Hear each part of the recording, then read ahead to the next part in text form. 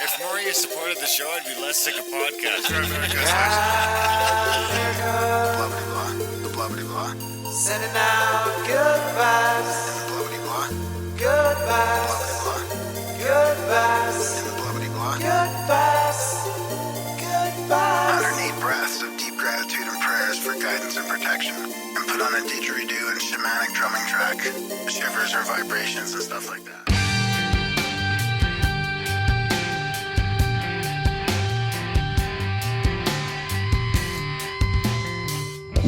Grimerica.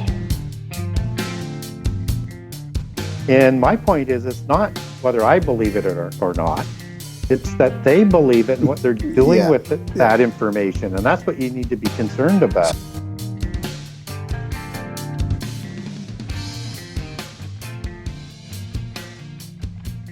Okay, guys, welcome back to the Grimerica show. Coming to you in your probably quarantine. You're probably locked down or quarantined in some capacity. When we come to you this week, we feel for you.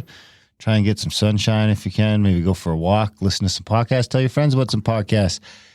Here in Grimerica, we have Graham Social Distance Dunlop. How's it going, buddy? I'm okay. We're about 4 feet away from each other in here. It's about as far as we can get. Yeah. Got my rubber on. Do you? Yeah. You wearing a condom right now? No, I'm just kidding. You're not even wearing gloves. I thought about wearing a mask for the show. If we would have streamed it today, I might have wore the mask. I was kind of picturing that too. Are you coughing over there? Or? No. Just clearing your throat? Yeah. So, how you been? Of course, okay. Kind of trying to work from home, and you've been relegated to work from home. Yeah. I'm still at work. Yeah. It's a little worrisome. My, girlfriend Maria, she's not doing too well. She's got a migraine and really bad, and she's sick. And, it's bad time. I don't know, man. I just don't. I just everyone in the state right now. I don't want to take any chances yet. And part the symptoms keep changing, so everyone's freaking out. But really, the symptoms keep changing. I seen runny nose go and come and go. Oh yeah, that one. Yeah, that one. For the runny nose and the sneezing seems to come and go. Yeah. So I flip-flop back and forth. I just want to be extra careful season. Because I really don't want to, if she gets it, she might be in trouble, right? But I also think it's kind of overblown. So I'm really struggling with how to deal with it right now. Just be safe than sorry. But like I'm going through listener emails, and there's probably lots of this in the chats as well. But it's very tribal. Going back and forth. Like some people saying, what are you guys doing? You're overblowing this whole thing. And then somebody else saying from Italy, and I'll read these later on in this intro. Guys from Italy saying it's crazy, like it's coming to all the other countries. It's crazy in Italy. So it's hard to know. It really is. And then I listened to some great podcasts on it with guys like Gordon White and Chris Knowles, and I mean it's just. Well, we got Greg from THC coming back next week. We got Dell coming back next week. Bigtree, so both those guys are gonna have some things to say about it for sure. Yep. Be an interesting one. Yeah. So I mean, Calgary's getting busier. I went to Canadian Tire today. Yeah, Calgary. You were just saying, and I mean, I don't want to get into the details, but you were just saying how you feel like Alberta's handling it pretty well so far, and you're happy. I'm proud of Alberta that you're here. You know what? I always talk about how I want to live in the States, and I got to say that the last couple of weeks, I'm kind of feeling good to be in Canada. Yeah. Well, Alberta. In Alberta, BC would be different. Ontario would be different. But I feel like I agree with you. It is getting a little busier. You can go out and buy what you need, and people I can go to the just, hardware store, to the music store, to whatever. It's kind of sort of business as usual. And the people are taking precaution.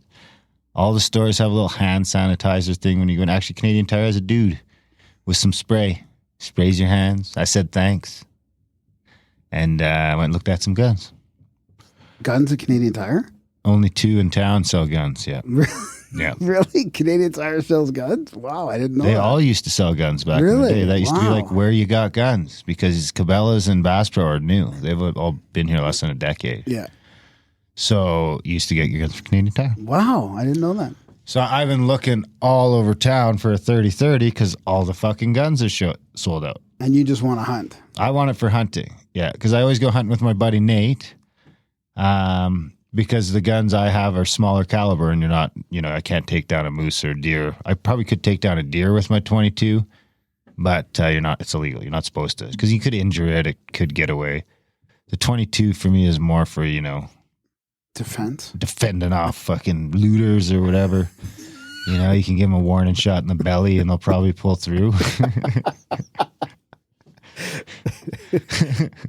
Or shoot them in the leg or something. And I don't know, you might not hit the leg. Not do too much damage, but if you need to, you know, on between the eyes, and that's all she wrote. Oh my God. So I just want this, so my buddy Nate can't go all the time, you know, like I feel like, because I'd like to start going more often. So anyway, I need a 30-30 for that. I need a couple guns, but like right now I want a 30-30. And I just... How much does that run you for a brand new gun? $600. Oh, okay. For a 30-30, yeah. Like, You need a shotgun a little cheaper. It's twice as much as a hockey stick nowadays. Jeez, man, when I was a kid, when I was still playing hockey, it was like $25 a stick. I know. Yeah, now they're like 300. And you break them all the time. Like this gun will last you my entire life. Yeah. Anyway, so I'm trying to find one. Every place is sold out, and I finally found I found a couple today. So Really? they've got a few in stock.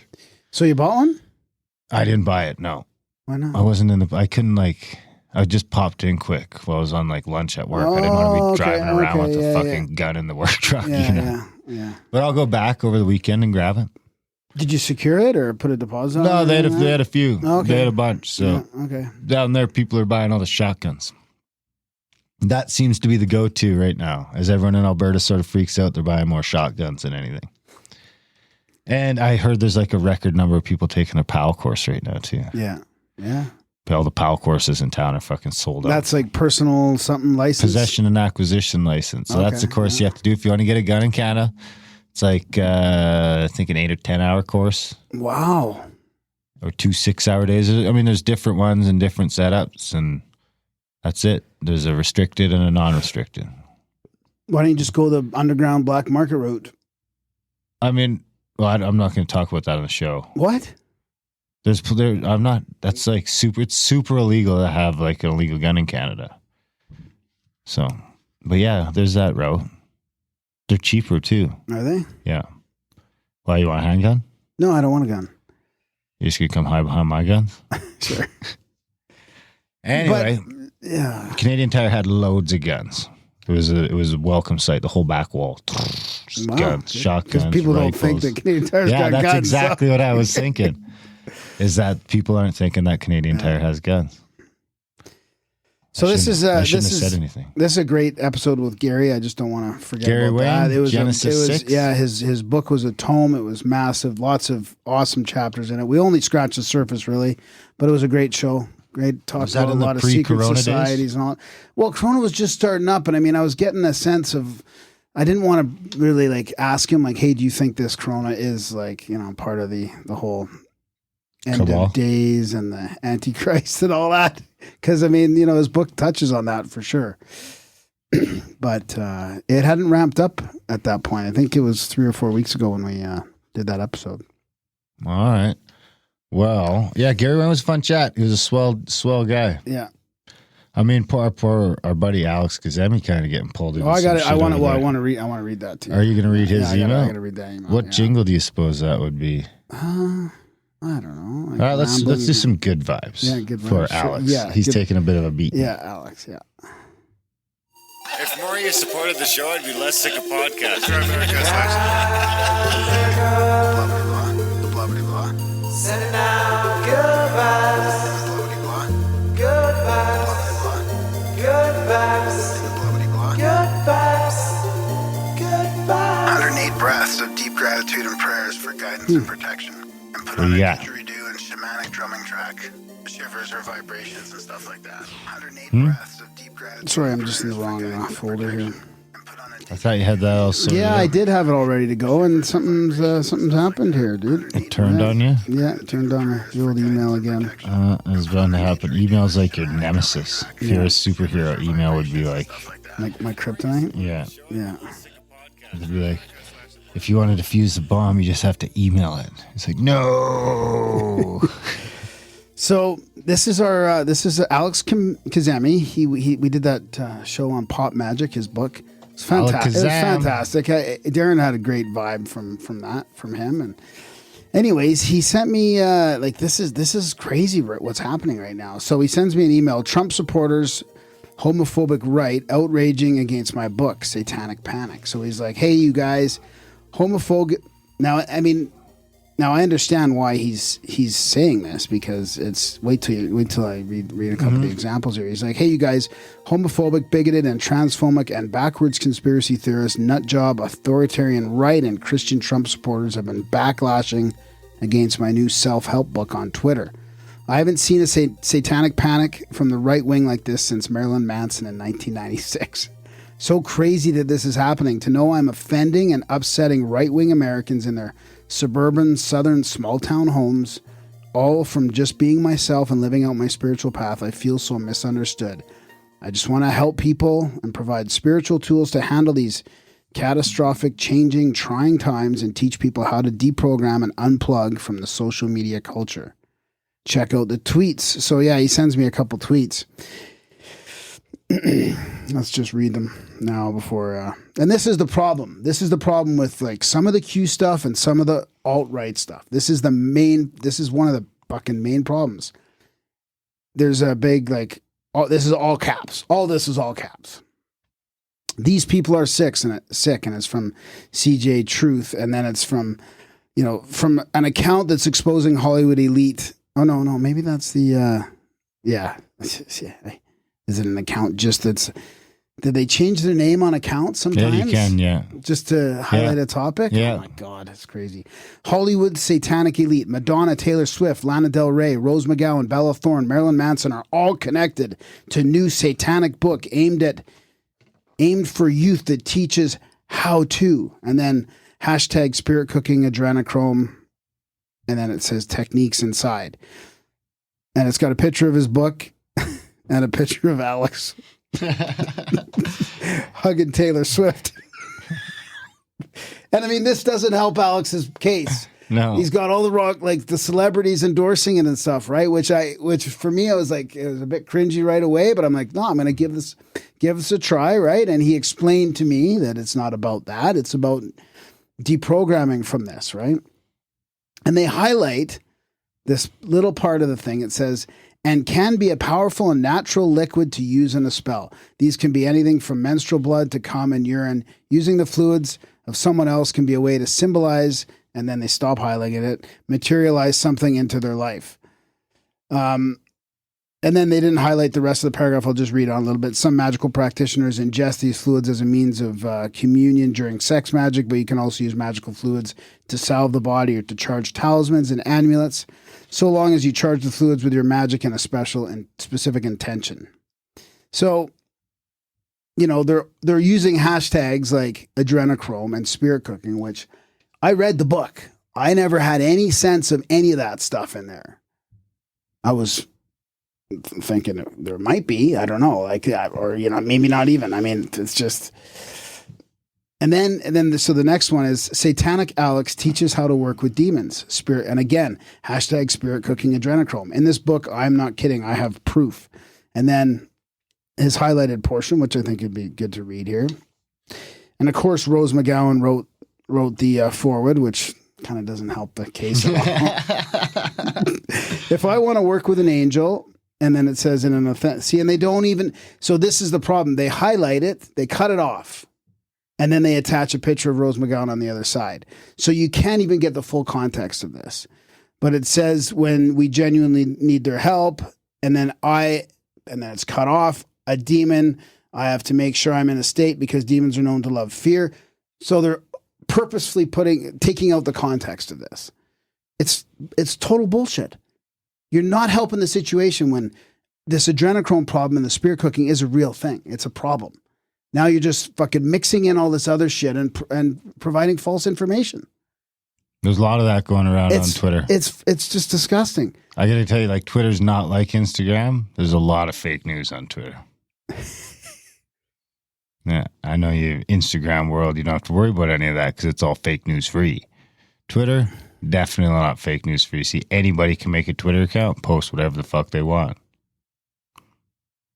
So and then they're exposing him on this Dazed interview. Christianity is insane. I will always choose Satan over God. About an album change. So again, that's about an album campaign he directed for Marilyn Manson's Heaven Upside Down album that is label is banned. That is label banned. So again, they're just it's just fake bullshit. Hashtag think, fake news. you know? Coming from the side that's blaming everything else on fake news. Here's another one. So the elite Hollywood's democratic liberal agenda is so disgusting. Latest satanic, unholy themes I've found from the pop magic hashtag spirit cooking, hashtag adrenochrome guidebook, encouraging youth to practice homosexuality, transvestism, and pornographic dialogue. And then they've highlighted a little bit again. I encourage everyone practicing magic to explore their sexual and romantic fantasies. I know a lot of queer people who do not identify as LGBTQA because they believe their fluidity of their sexual cannot be confined by letters or labels. I've met jock-type guys who enjoy cross-dressing while their girlfriends dominate them. I've met straight identifying guys who dabble with men every once in a while. And then they've got this little tiny thing highlighted, who start to experiment. They begin to view the human astral being. That's it. Like, fuck off with your fake news and out of context thing. Now, I hope this ends up blowing up. You know, maybe bad press is good press for Alex. And No maybe such thing as bad publicity. This could be it. Like, you might have hit it right, Alex. This might just blow up the sales of your book. Easy on banging and I the hope table. so, because it's bullshit. There you go. You got fired up for that one. Oh yeah, Nice. it's disappointing to see it, right? You done? I guess so. I'm going to go to the text line. Okay. 403-702-6083. Call us. Leave us a voicemail. Anyways, I'm going to link to Alex's book in the show notes. All right. Actually, I'll send these links to the show notes as well. Bros, it's Edmonton Kev. Alberta strong up in the shit. LOL. I've been growing and eating sprouts and shoots for a couple months now, and it sure does make me feel pretty darn good. Love the episode. He sent us a little video of his little sprout setup. Cool. Yeah, he's got a bunch. That's my setup in my basement. I used to grow weed in the room, but repurposed it for sprouts. You got a lot of motherfucking sprouts going on there, Kev. Good for you. When you come down, you'll have to bring us some sprouts. And if you guys ever do an Alberta Grimerica camping trip / vision quest, I'm in 100%. Sweet. We have none planned right now. I want some broccoli sprouts. Those are supposedly the healthiest, most bestest. filled with the mostest nutrients. The mostest. Totally the mostest. The hostess with the mostest. Not very many stores sell them. There's only a couple Safeways in the town that used to sell them. And Tomorrow's moving day. Oh, I gotta say, yeah, tomorrow's moving day for you. Good. And the studio. Yeah, and the studio. And We it's gotta my hear- it's gonna 12 be year, we- my 12-year yeah, anniversary. Congratulations. Clean and This sober. place could 12 be years empty again, yesterday. eh? We were going to do the intro yesterday. It was going to be on my anniversary, and I was talking to Miguel from Aeon Bite. He's like 8 years clean and sober. He might be doing a podcast on esoteric sobriety and that type of thing, which I'd love to contribute a couple episodes with him on that. It'd be great. We're going to connect. Totally. So yeah, let's keep spreading that message of sobriety. Sorry, what were you saying? About moving? It's going to be weird when this place is empty again. I know. We're going to be in a new spot again. Back to close to where we were before. Yeah, it really Kinda is like coming a full circle. You could probably drive a golf ball that far almost if you got a hold of it. Yeah. I bet. I'm just looking for a jingle, really. This thing's being kind of a pain. Well, I got a couple more emails to read too, but I feel like all the internet is being throttled right now. you think so? Yeah, mine's doing pretty good at home, my new place. What's going on? But a lot of people were realizing in the chats, a lot of people are having internet issues. Huh. So I got a few emails from listeners about the situation. Which one? The Corona? Rona. I don't think we want a Corona jingle, actually. I was going to say we need one, but I don't think we do. Let's hopefully this thing ramps down as quick as it ramped up. Ramp up, ramp down, ramp up, ramp down. I don't have the physical mail jingle. I don't know what the fuck's going on. I'm just going to open it. Okay. From Josh D in Canopy, Florida. Art prints. Ooh, I like it. Art is the best thing to get, I find. This could be for the new studio. Hopefully maybe. this isn't a bunch of Hopefully you're not cutting it out. Hopefully, I can feel where it is.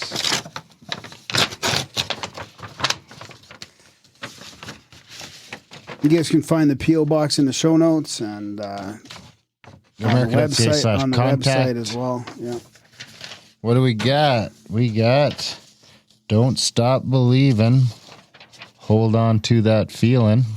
It's a picture of Sasquatch. Oh, it's a t-shirt. Here, you can start opening this while I read the note. Dear Darren and Graham, I was listening to episode 407 of your podcast and experienced my first Grimerica synchronicity. Albeit a small one, let's call it a micro-synchro. As you were opening your physical mail, one of you, possibly Darren, said, "Don't stop believing." I looked down, and lo and behold, these are the words printed on the shirt I was wearing. This blew my mind, as I was in the middle of thinking about sending you guys some physical mail with the monetary contribution as well. So, yeah, that was the clincher. Enclosed as a one-time donation, a few paranormal poster prints of my own design, and a shitty printout of the aforementioned t-shirt. I love the podcast. You guys have a way of discussing this sometimes dark and scary world without all the doom and gloom. Keep up the great work. Best, Josh from Gainesville, Florida. Oh, thanks, buddy. Josh, I might actually be coming down your way here. Well, I'm not allowed right now. I'm not allowed to leave the country. I'm on lockdown. You're an Indian. You can go. Did they say Indians can go? Well, I thought you were allowed to crisscross, do whatever the hell you want. I don't know if that counts on the closed border. You know, we'd probably have a better odd. We'd have better odds saying we were going to contact at the cabin to run an event. Because technically Utah's less than 100 people. An event with 49 people or no, 99? Utah's 100. Wow. And we've only got 57. Wow. So our event could be a go. And they said the border is open for commerce. So to me, we're going for work. Wow, that's interesting. Yeah. It is kind of interesting, right? I don't think the ladies could come because that would probably, the plus ones probably don't get in on the commerce thing. That probably seems more vacation-y. Unless we gave them like roles. They said they work. I don't know how it works. I don't know if you want to try and sneak through a pandemic border when everything seems kind of crazy. What do we need to talk about that? People are asking. Well, we wouldn't be able to fly. We'd have to drive. People are asking in the chats, and people are asking what's going on with contact at the cabin in Bryce Canyon, and it's supposed to be April. We're making the decision the first week of April. Okay. Because that's when we can start looking at changing the flights and everything. Anyway, most of the airlines are saying wait till a week to 10 days before because there's such and the Snake Bros are still willing to do it too. I mean, there's not many Canadians going, right? I mean, right now Matheson's locked in California. He's like, I don't think they'd pull me over, but really, they're pulling people over. I don't know what they're doing, but you know, like, I mean, even Ontario, they're making you drive around with papers. I saw it in our chats today. I saw the waste management papers. Yeah. So somebody pulls you over, you show them your waste management papers that you're part of the essential service with the garbage pickup. You hold it on the window. Allowed to really? I don't know what you do. Anyways, I don't care if I get an essential services paper. I'll fucking rip that shit up. I just want to to describe this awesome artwork that's going to go up in our new studio. There's one it's all like sort of cartoony, drawn on white. It's white and black. Visit Celestial Serpent Mound, and it's got like a sunrise on the Serpent Mound with some wildlife watching it. And then there's Visit Spectacular Gainesville with a gator.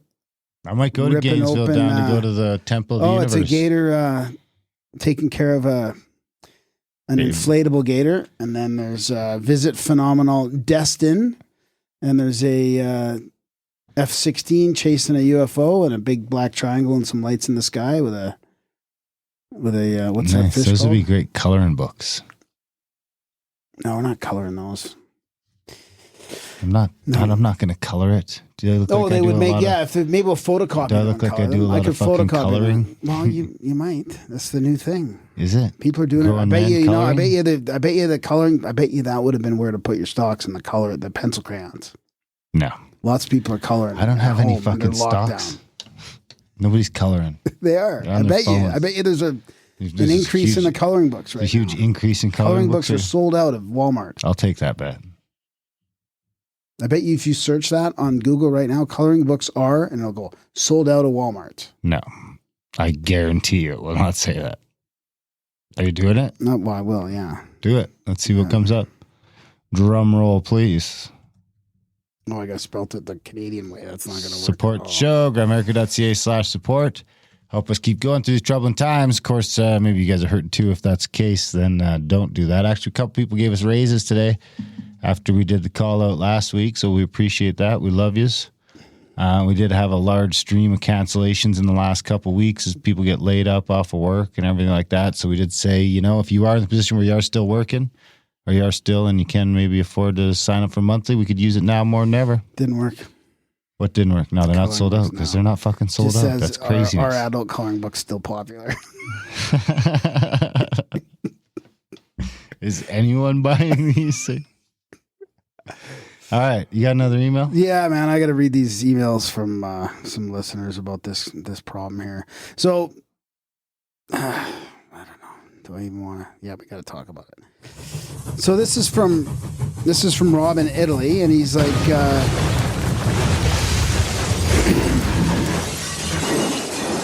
oh, he wrote the Black Budget song. Totally. Yeah. He says, I live in Italy. It's been 3 days since my wife and I are locked down because of the virus. Now, what's important for you to know is, notwithstanding that Italy and Italians are pretty bad at following rules, on this one, we're doing really good. I don't know what's going on in Canada, but listen up. This shit is huge. This is greater than any bullshit media are saying. Actually, Germany government is denying the importance of this event by saying this is all going to be controllable because we're not disorganized like Italians. Those motherfuckers don't even imagine what the fuck is going to happen to their people.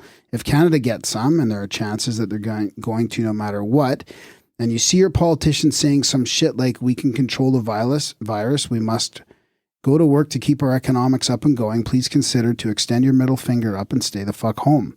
Excuse me for my French, but as I write this, hundreds of people are dying in Italy per day. Also, Trump doesn't have any idea what's going to happen to America. This will show the world how the media are not effective when it comes to being useful to the people.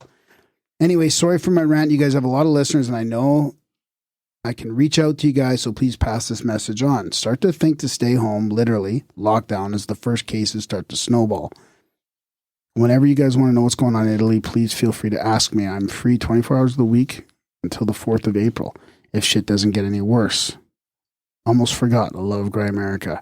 So anyways, I replied, and then he says, thanks for getting back so quickly, because it was right before the intro, which would have been 2 weeks ago. So this was back in March. Yeah, March 14th or something. And then he says, I would like to add the following. It started with 25 or 30 cases for us too.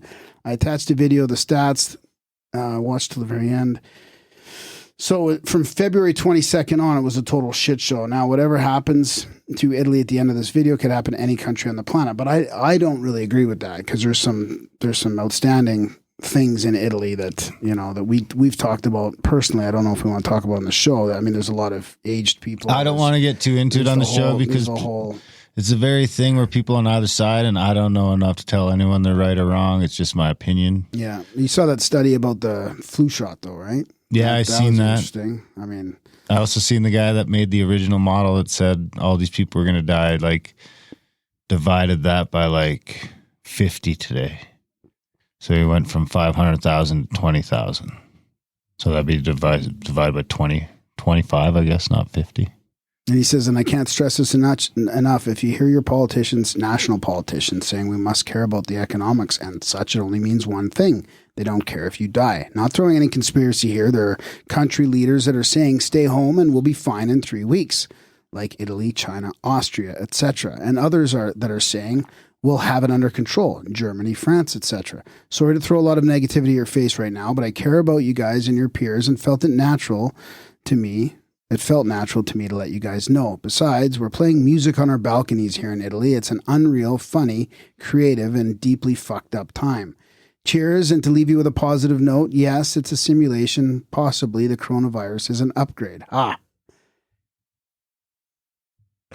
Pew pew. Good vibes, brother. We hope you as a country get well soon.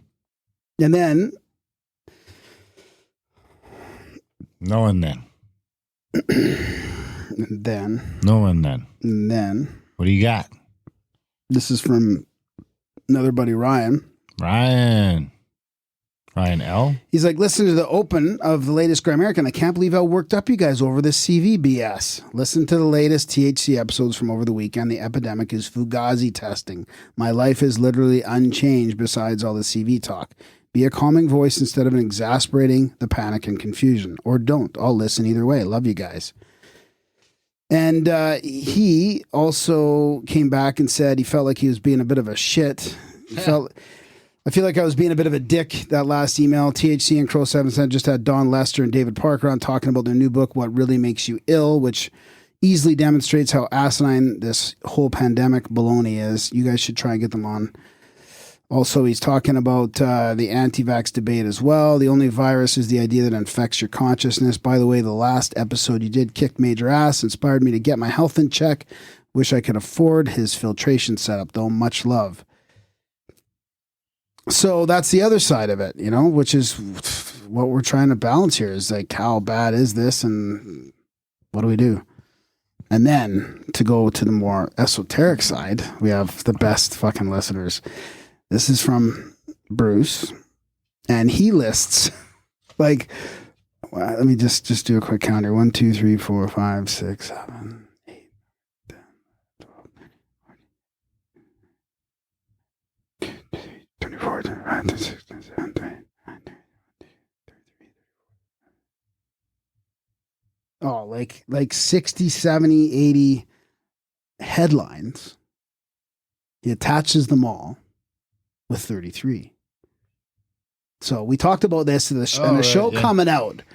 And we asked this guy about 33 because he was talking about symbolism and the power of symbols and all that kind of stuff. And he said 33 is not so much for messaging, but for the resonance, because he was bringing up esoteric messaging among the elites and the politicians and all that. So he says, hope you dudes are keeping well. What's happening with CAC and Bryce Canyon? I'm so sad all this is happening. I watched conspiracy-themed video on coronavirus and decided to do some DuckDuckGo news searches on my own. Coronavirus 33 and COVID-19 33 revealed way too many news stories utilizing that specific number for it to be a coincidence. Why do the number of deaths or cases rise by 33, and why release reports at that exact moment? Why estimate 33% of the cases? Why donate more than 33 million or secure contracts worth 33 million? Why all the profiles of 33-year-old victims? There's an article about a restaurant closing down after 33 years. There's even 33 in the Canadian news. What in this serious hell is going on? Is coronavirus real? Is it? If it is, what is the purpose and the extent of the devastation? Really, what are we being told? Or is it just a huge hoax to keep us all home, separate from one another, destitute and scared? Stay well, guys. So a lot of these headlines are death tolls rising by 33 in different areas: Washington, Egypt, UK. 33 million in government contracts. Data suggests 33% were asymptomatic. Shutting down for the first time in 33 years. Another rise, all 33. It is mind-blowing. 33 deaths. Thailand records 33 new cases, like a lot, like how many? The British There's like 60, 70 330 billion. RMV to reopen 7 branches, 33 remain closed. I'm 33 and it left me struggling for breath. 30, like it's a long list of 33 in the headlines. Crazy to me. Magic number, karma. 33 million to fight it. We're going to pop out a bunch of shows next week. Yeah, we got some good ones coming up. Some real gooders, and that's our best. That's what we got against Corona, is just some more content for you. Make you feel a little better. Pass some time. Couple hours. So, what else you got? That's it? Wrap it up? Let's get out of here. Let's get out of here. Let's get out of here. Hopefully everybody's all good. And yeah, we love you guys. We hope you get better. Get out of your houses. Yep. Get some fresh air. Love each other. Don't freak the fuck out on each other on social media. Just stay fucking safe, chillax. Hopefully this will wind down. Take a deep breath. Breathe deep. Think it'll wind down in April, or that's your prediction? Yeah. Easter. I'm still sticking with Easter. By Easter, resurrection and Easter. That's not why I picked Easter. Jesus Christ. Pun intended. And for Gary Wayne's Genesis 6 conspiracy. Enjoy the chat. Gary Wayne.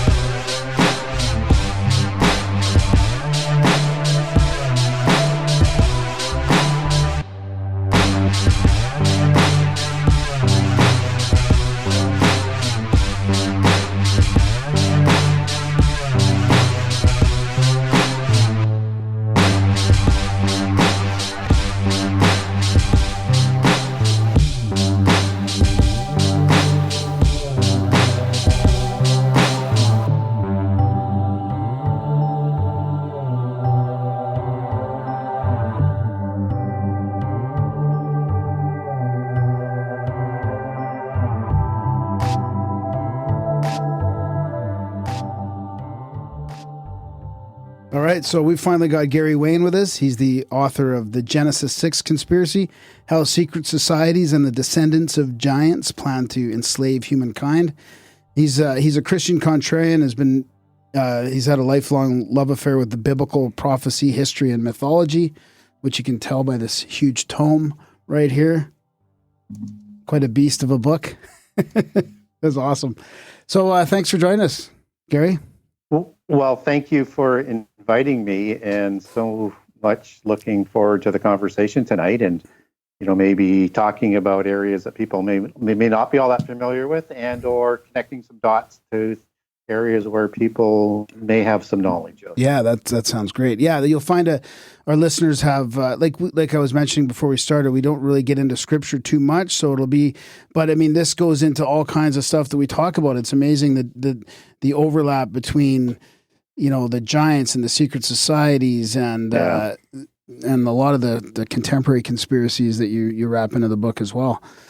And what I wanted to do was show to not only Christians, but maybe invite non-Christians in to have a look at what the similarities are. And so when I quote extraordinary sources in terms of the variety of sources, whether it's the Gnostic religions, it's secular history, the alien mythos, all the mythologies and religions around the world, like the Popol Vuh with the Quiché Maya, for example.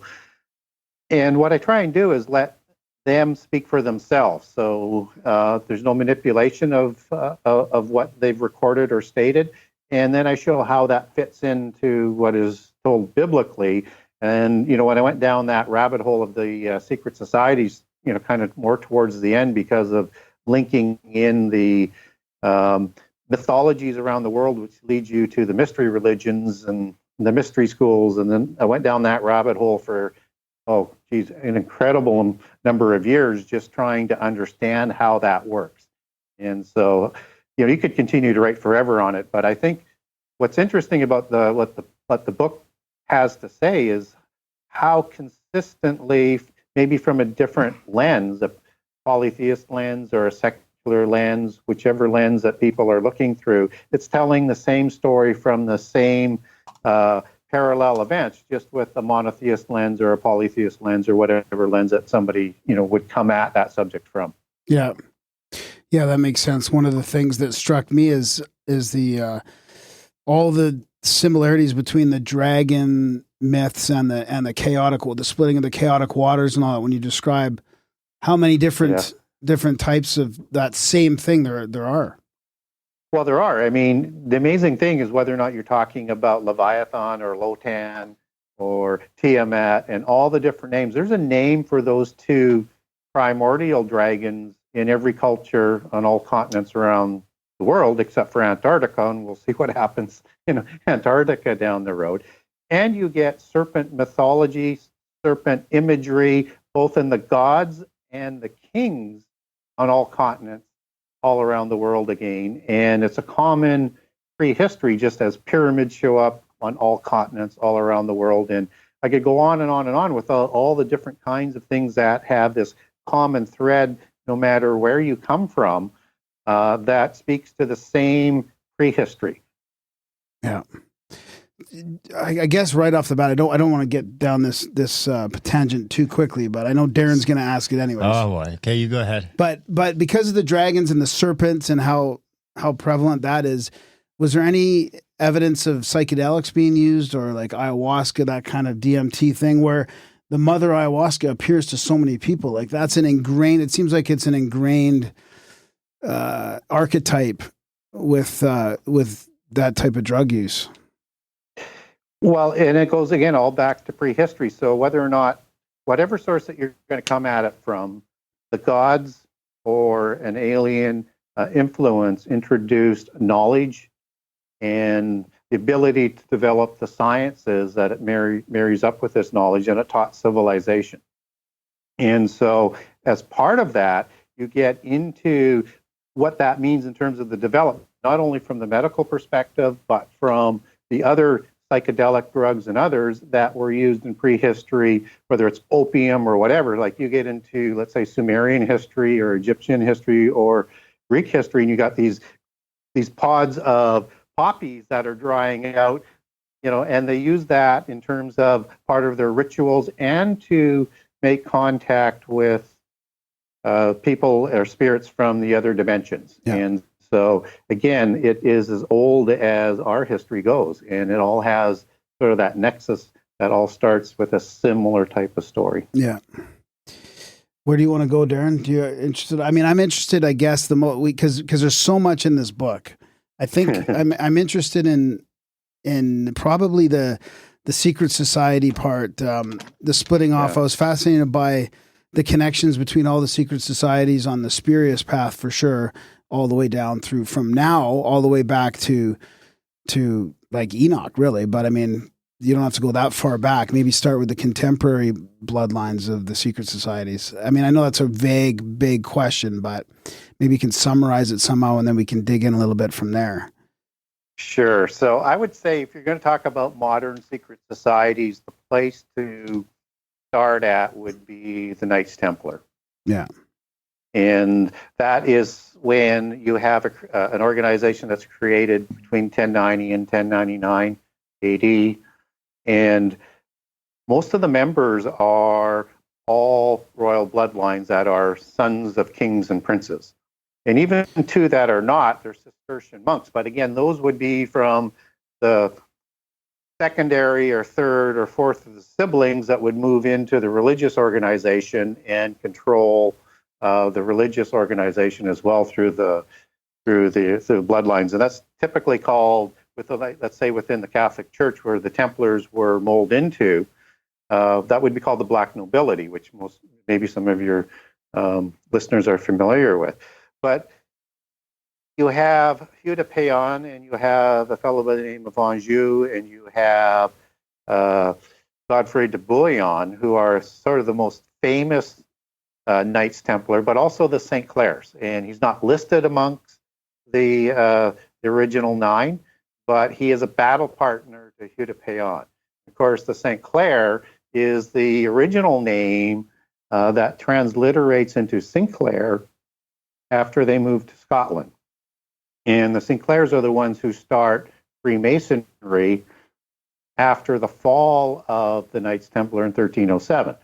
So by 1323, you've got a whole new society that's being set up that's an offshoot of the adepts that escaped from the Templar Society.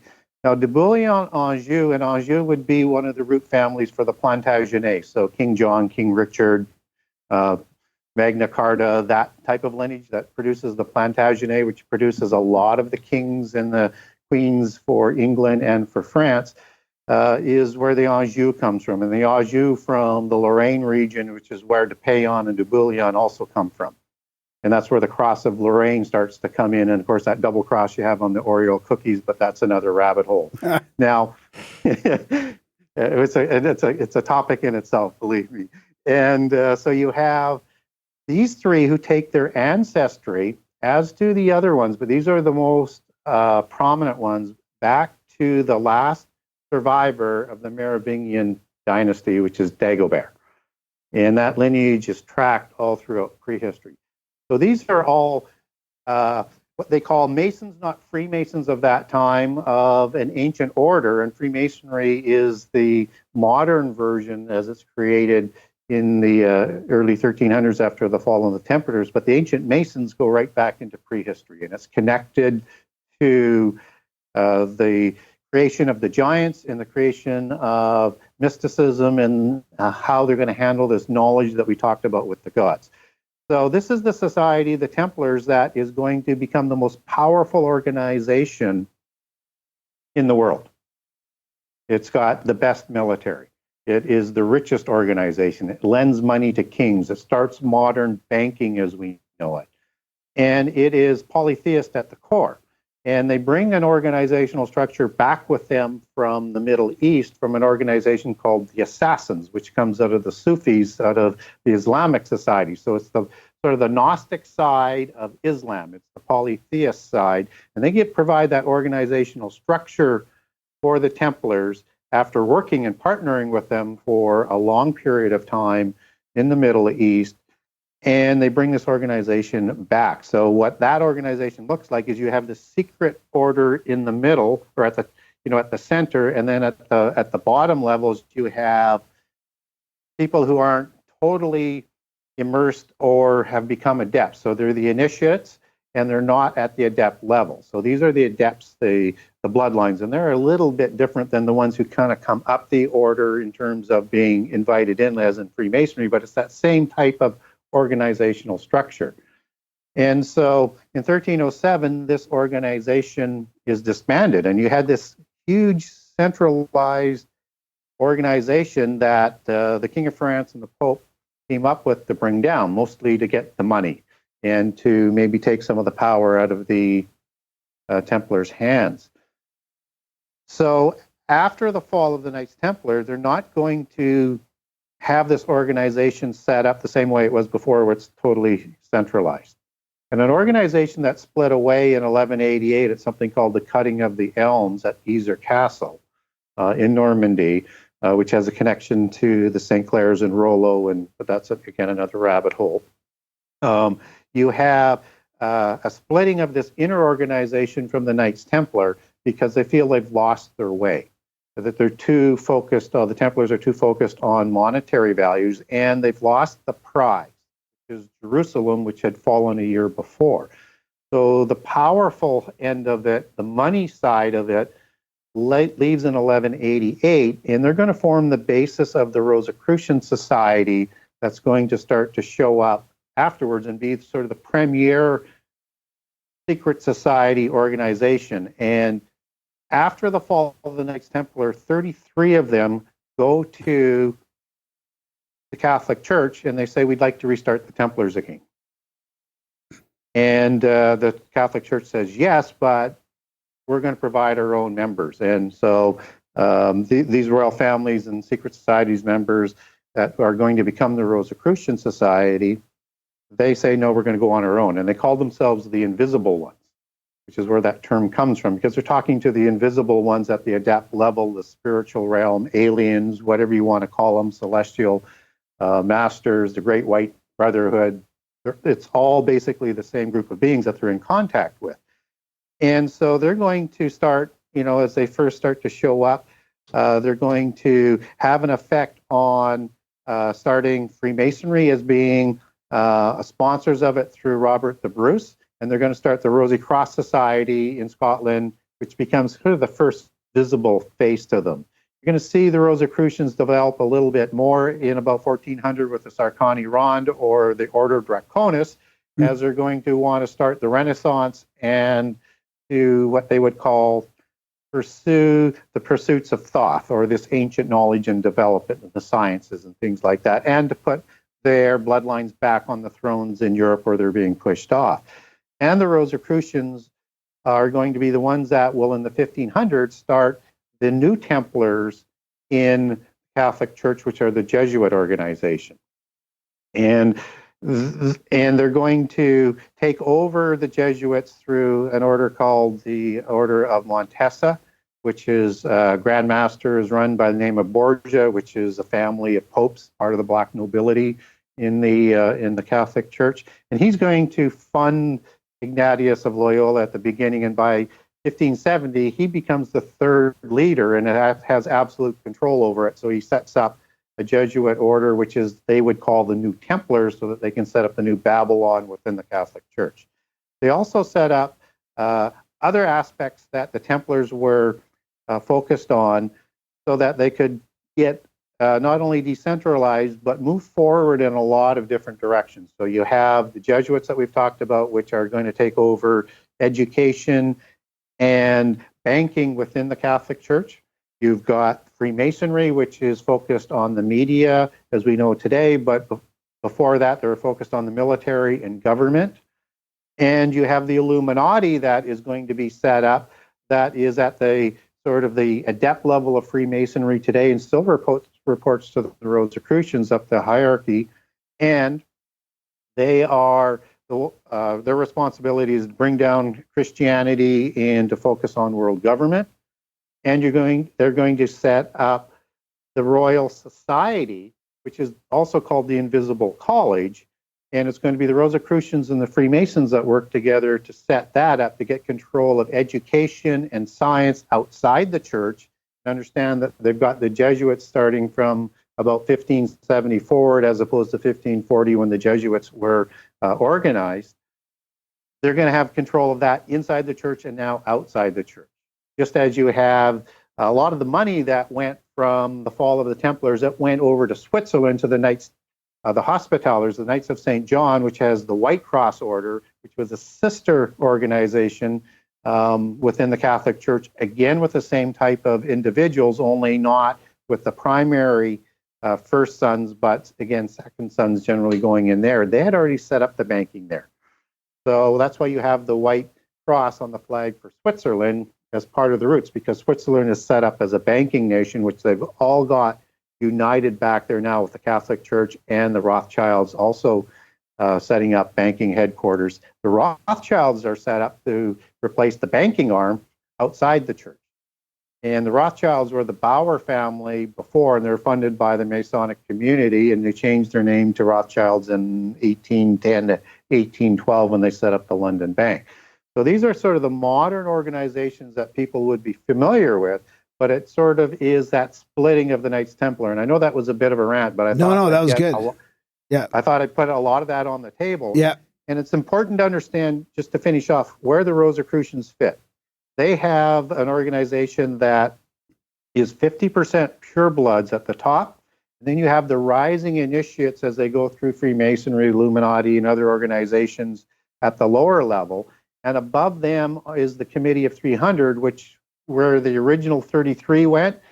They would have developed orders underneath after that. And I'll get to the 33 in a second. So the Committee of 300 that the Bilderbergers would report to, at least the leaders of the Bilderbergers. There's two organizations of that, the Purebloods and the New Money, that you see the meeting of once a year over in Europe, like Bill Gates and Clinton. Would the CFR fit into that too then? Or? The CFR falls more under Freemasonry. They're set up to control the politics then that we had talked about before. And so you would get into the CFR through like Yale University and the Ivory colleges and through the Skull and Bones, and that's a stepping stone right into politics and into the Trilateral Commission and that. But it's all sort of funded through that Masonic arm. And above the Committee of 300, and also the Club of Rome, which you might be familiar with, that Pierre Trudeau was a member of, which was started in the late 60s, would report, some people say to the upper end of the Rosicrucians and some say to the Committee of 300, but all of that's purebloods. And above the Committee of 300 is the Council of 33. So you see that broadening of that sort of family, and then to the top 13 at the top level. Oh, that's okay. Keep going. I got a question for you after that. Yeah. So, and then you've got all these other organizations that are sort of coming in and inserting up that sort of hierarchy, but it's those ones that I just talked about, which is kind of like the trunk that goes up the middle. Right, okay. Yeah, I had a question here from the Odd Man Out. He was a past guest of ours, and he said, I would like to know if he thinks, actually, he's the one that suggested we have you on as well. He said, I would like to know if he thinks there's anything to the supposed Council of 13, which you just mentioned, or Grand Druid Council of 13. that John Todd talked about. It's the same, and you'll see that Druid used for the 33 as well. And again, that's just kind of the vernacular term that's coming out of more of the Celtic communities, right? Yeah. And understand that, a lot of Freemason Grand Masters are witches and vice versa, because it's the same religion, and they're talking about, the same ideologies, and you have the same sort of hierarchy. It's splintered a little bit more from a religious perspective, but you have to understand it's the same religion of the secret societies. But it's that Western sort of term. And the reason why I want to point that out is because there are more than the 13 families around the world. That's the Western 13 families. Oh, okay. And I know there's also a lot of confusion in North America when you're talking about the Rockefellers and J.P. Morgan and DuPont families like that, yeah. DuPonts, that they're part of the 13. Those are what they call blue bloods, pseudo blue bloods. They're wannabe blue bloods. So if you've heard the term pseudo, and that's what they're trying to do, is marry into these bloodlines, and through the generations become more pure in terms of continued intermarriage so that their children can rise higher. But they were funded right from the beginning, and I walk through that in my book, by mostly the banking arm, which was the Rothschilds. Yeah. Right? They're all funded to get started. So they're totally loyal to them. But there's other families around the world. So, and secret societies. So you have parallel and equal secret societies over in China. Like the Li family and them? Like the Li family. And the Li family goes back to the Shah, they were the Shah people, as that goes back. And they produced all of the dynasties throughout the Chinese history. And after the communists took over, the Lis still penetrated in. So you actually had a Li in the late 90s that was president. And Xi is also connected back to the Li family. And that goes back to the dragon creator gods. And again, I have a great document on that if people want me to lay that out and how the Lis run all of the secret societies all around the world, and how the triads also fit in that they also run. Yeah. So, you have like a flowchart document like that, or? Well, I have a document that sort of walks people through and says, here's the relationships and here's the organizations and the secret societies, and just sort of, shows people that this is not just a Western thing that most people, through our own sort of arrogance, sort of try and make our positions stronger. And I know it's our normal bias, but you have to understand that there was more than one civilization before the flood and more than one civilization after the flood, so that you have these family bloodlines that remain. And so like you have the Yamamoto family of Japan, and they're part of that global organization. You see some references to this in some science fiction movies where you have sort of this eerie sort of invisible council that secretly runs the world. You also have the royal bloodlines from, the Quishimaya and the Aztecs and the Incas, like the Roca family out of the Incas. And a lot of people think that when the Spanish came, that they slaughtered all of the royal families and destroyed those lines. And they only murdered the king that was, reigning at that time. But by the 1520s, the Spanish and the Portuguese had reinstated all of the royal families back to the original position and all of their rights, and actually started to intermarry again with families in Spain and families in Portugal, which were all royal bloodlines. So understand that there's an understanding of this amongst the royal families right around the world. Yeah, it almost makes it seem like that intermarrying was really a smart thing to do for them. Like now it kind of makes more sense that they always wanted to intermarry and force all these marriages, because you really can keep this bloodline going through the generations. So who's at the top in the West? Do we know who any of those 13 are? Yeah, there's varying degrees in terms of who people think that they are. Understand that they're going to be trying to keep out of the public eye. So Or And not that on the should tell you that fours. if you Yeah, I've always So- pictured them being hidden in the background, kind of, like Yeah. the people that we hear about in the media are the foot soldiers of the Council of 13 kind of. Yes. So if Rockefellers or Rothschilds are too visible. Yeah. So that's Yeah. why when So I they're said like they were the funded by 300 level? No. The 300 They're is yeah. the 13s are the head of the 300. No, but I'm saying, so are the Rockefellers in the 300 level? No, They're below that, or? they're below that. Yeah. No, they are not purebloods. Oh, so the they- even the 300 level is purebloods. Oh yeah, yeah. And once you get to the upper portion of the Rosicrucians, that is the purebloods. Wow. And that goes all the and you can trace that blood going all the way back to like thousands of years ago. Well, they do. Yeah. Yeah. Yeah. They Yeah. do. Yeah. That's why you have like Prince Charles saying that he is an ancestor of Vlad the Impaler. Yeah. Right. Which again comes through his Hanoverian background, but they have the genealogies to prove it. And Vlad the Impaler was one of the members that was initiated into the Order Draconis. That I enjoyed that chapter. Earlier. That chapter was awesome in your book. Yeah. So It's like here's but you're Dracula, and Dracula, one of the ancestors of our, contemporary elite. So some of the families to keep an eye on, obviously the Windsor family, and a lot of the scioning or the grafting in of the bloodlines that was continual over the years. So they have Stuarts, they have Hanovers, they've got Vlad's bloodline, and it's a very ennobled bloodline. But that's an obvious one because they're still in power, and people can see them. So let's talk a little bit about maybe some of the ones that people aren't as much familiar with. You need to keep an eye on the Stuart bloodline because there's still descendants of the Stuarts that are out there. And they were called the Unicorn Dynasty, which was the most ennobled dynasty of scion grafted in bloodline since the Merovingians. And so they're still ones that would be making a claim in the background. Obviously, the Plantagenet and the Anjou are one of the families to keep an eye on.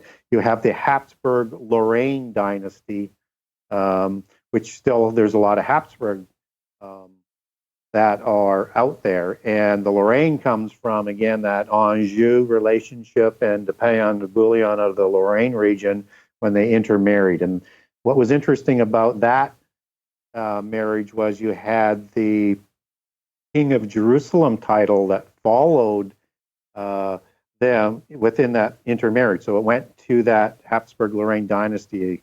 And the King of Jerusalem title today is with the Bourbon family, which again is, scioned into the Habsburg-Lorraine dynasty and a whole bunch of other bloodlines, but that's the current King of Spain. And King of Jerusalem title is a significant title to this bloodline because they also have scioned into their bloodlines that go back to King David, to Jesus, as they would allege, and to King Saul. What's interesting about that is that King Saul was a Benjamite. And the Benjamites were in the book, in the time of Joshua, in the time of the conquest of the covenant land, were awarded Jerusalem.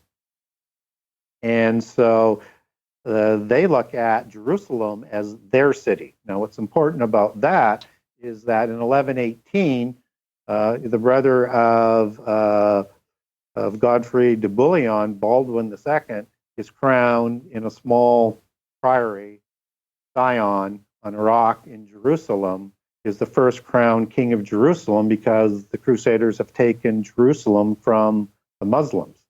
This is the title that they want to fully express and implement when they put forward their Antichrist figure to be crowned the King of Jerusalem in the temple in the last 7 years of this age, which is called in the Bible the abomination. Yeah. And so it's important to follow these things. And I get a lot of questions with Christians and otherwise and saying, well, do you believe all of that? Yeah, yeah. And my point is, it's not whether I believe it or not.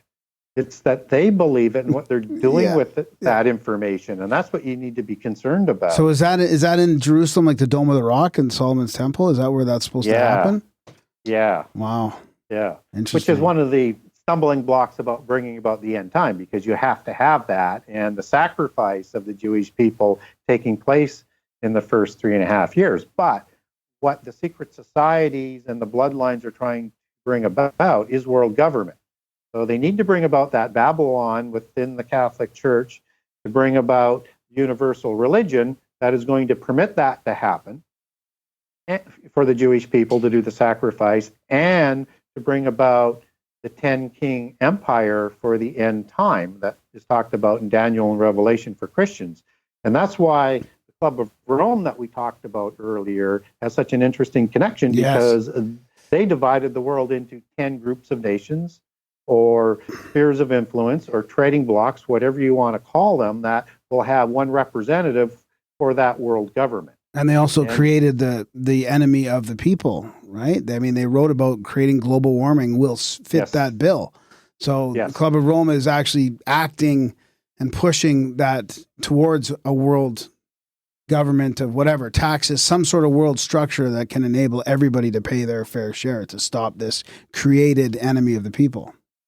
Yeah, they created a lot of ideas, but it's the cattle herd people into the arms of the globalists who want to set up that world government into those 10 groups of nations. I mean, we see them trying to work it. They're getting pushback all of the time, but they're always working towards that goal. They also created the ideology of peak oil, which of course is now kind of went away, really debunked. Yeah. You know, they created the overpopulation panic that went on for years. They're the author of a lot of these ideas that cross borders, that affect people around the world, and the answer is always globalization. Yeah, like coronavirus.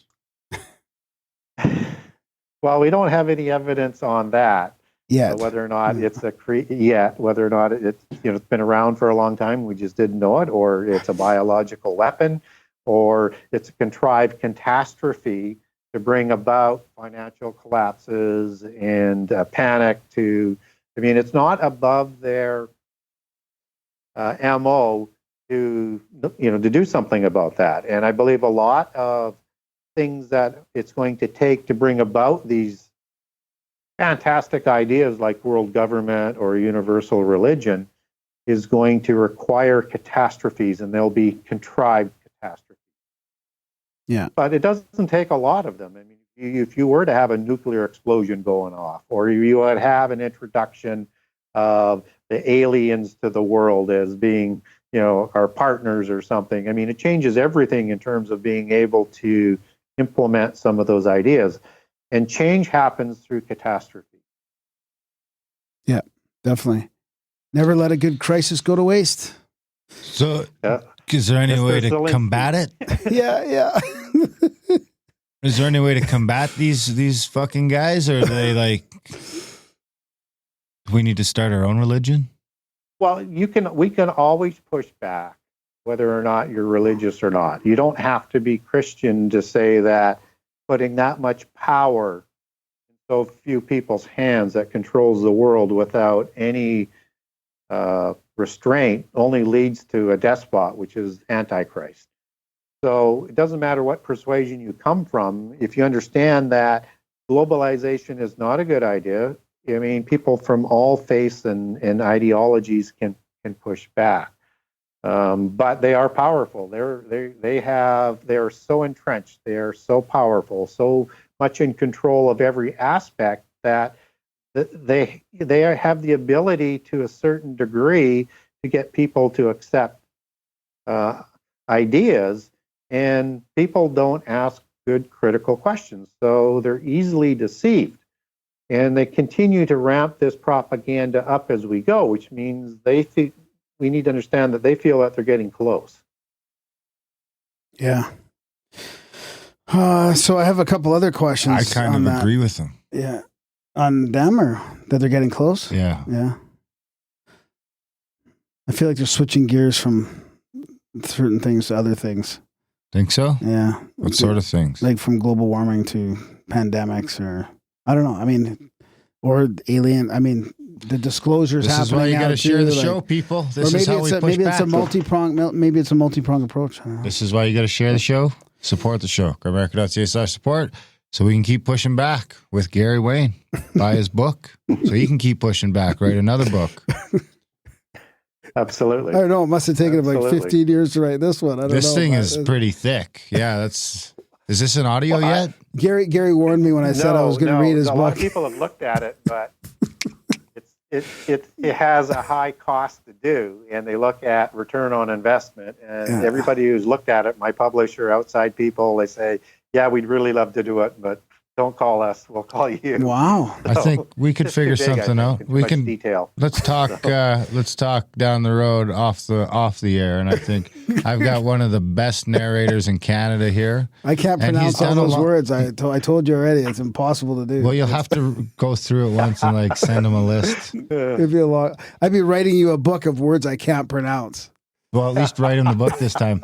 Don't just assume. Speaking of words I don't know how to pronounce, Rex Deuce.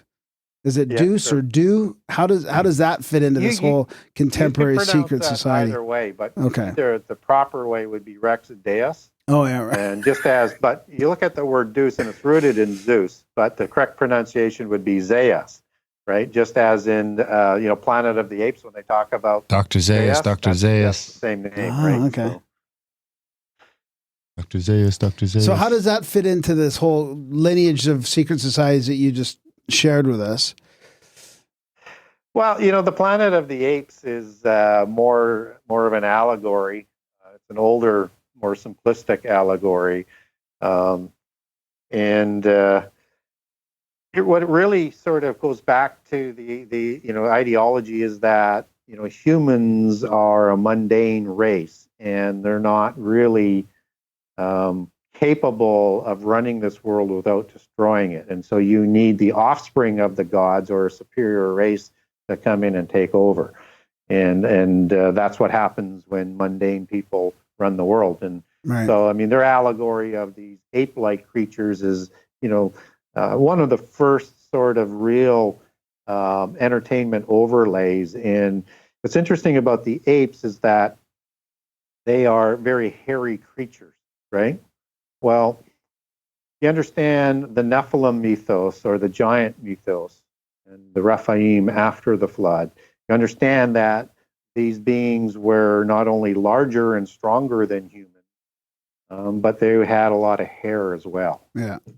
And so I think that's the allegory that they were playing. And then the humans kind of fit in as a second class sort of race underneath the superior race that takes over because humans destroyed it. And that's exactly what happens before the flood. So the giants are created in Genesis 6, which is, why the name of the book, verses 1-4. And they're these giant, hairy people who are the offspring of the gods that are going to take over and rule humankind. They usurp the kingships and they set up this feudal system where the humans are only good for sacrifice, for eating, for drinking their blood, and for servitude, and that they're to serve the superior race. And that's kind of where the allegory of the Planet of the Apes go. But it's an interesting story, but it's not as well written as so much of the other science fiction with the allegories and things that are in there, where it's a little bit more obvious. But it goes back a long ways, and it's when you look at what was going on in the 60s in terms of when where science fiction was, and you look at the Planet of the Apes back then, that was a quantum leap forward. Yeah. What do you think are some of the books that are some of the fiction that wraps it up a little nicer? Oh, there's a lot of good ones. Doctor Strange, which has a couple ones out there, has an interesting take on it, where you've got this Dark Lord of the universe that would be the God of the Bible. That they would label that as, and you have this race of people that are fighting for freedom from this Dark Lord, for this realm away from this God of the universe, where they can live separate. And that's what they're trying to win. And of course, you have interdimensional play. You have all of the imagery of the ancient gods and the ancient Nephilim. That's all bound into them, and that really goes back to what they're always trying to do in terms of what the conspiracy is to have a realm on their own away from the God of the Bible. And that what is talked about in Isaiah 14:12, where Lucifer, which is, oddly the name that Freemasons use for their God, along with the great architect of the universe, is inserted into Isaiah 14 when the word should be Hail El, as it translates out of Hebrew. That's another rabbit hole. But Satan wants to have his own realm and to be like God, and that's what they're going to promise in the end time. So that if you look at that in terms of what they're fighting for, that's one of the key components. I really also like Star Wars in terms of how they set those characters up. And again, you have this dualistic polytheist religion, and you have all of these names that go back to their history and their genealogies that are embedded into it, including, you have, the Jedi, which is this race of people who have the Force. And there's a good Force and evil Force, but that's just the dualism of polytheism, right? At the second level.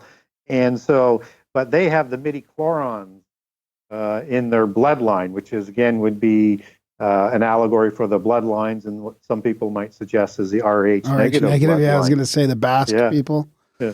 And the Jedi is a play on the Jinn, or the Jinn, as it should be pronounced, out of the Quran. And in there you have two levels of Jinn. One are the ones made from smokeless fire, and then there's the other ones that are the demigods and the offspring. Those are the Nephilim of the Bible. And again, you have the same story all throughout every culture around the world about this race of giants that were created that were the offspring of the gods. And so anything that's got to do with a superhero movie as well as science fiction is reflecting this ideology. And Lord of the Rings even probably too? Oh, that's a incredible allegory of what they're talking about. Even at the end of the Lord of the Rings, you have all of these incredible beings sailing off on this boat on the water, because now it's the age of man. That is an allegory for that this is what happens thereafter, is after the flood. And all of these beings actually were created before the flood, along with the giants, which is, again, typical in all of mythology, whether it's Greek mythology with all these different beings that they're created, or Egyptian mythology. And, you've got, Obi-Wan Kenobi in Star Wars, and, Obi is a Greek word that goes back to the word meaning necromancer and sorcerer. And Ben Kenobi, Ben is son of a high priest. They just totally embed things. You have Anakin, which is, a play on the Anakites or the Anakim giants, which are Rephaim giants after the flood. You have Luke Skywalker, which is a play off of Loki Skywalker, which was a giant out of Norse mythology. Yeah. And, again, a demigod, a demigod is defined as a lower god, a lesser god? Well, it's, yes, but as an offspring of a god and a human female. Right, yeah. Right? So, and when you get into Greek mythology, let's get into the Atlantean mythology. You have Poseidon marrying Clymene or Clydo, depending on which transliteration, and sometimes the version is Iapetus. But they produce the offspring who are the kings that are going to rule the Atlantean Empire of the antediluvian world, which includes Atlas, right? And these are the heroes. Hercules would be one of those individuals as well. The classic superhero would be Superman, right? And his real name is Kal-El, El at the end, and his father is Jor-El.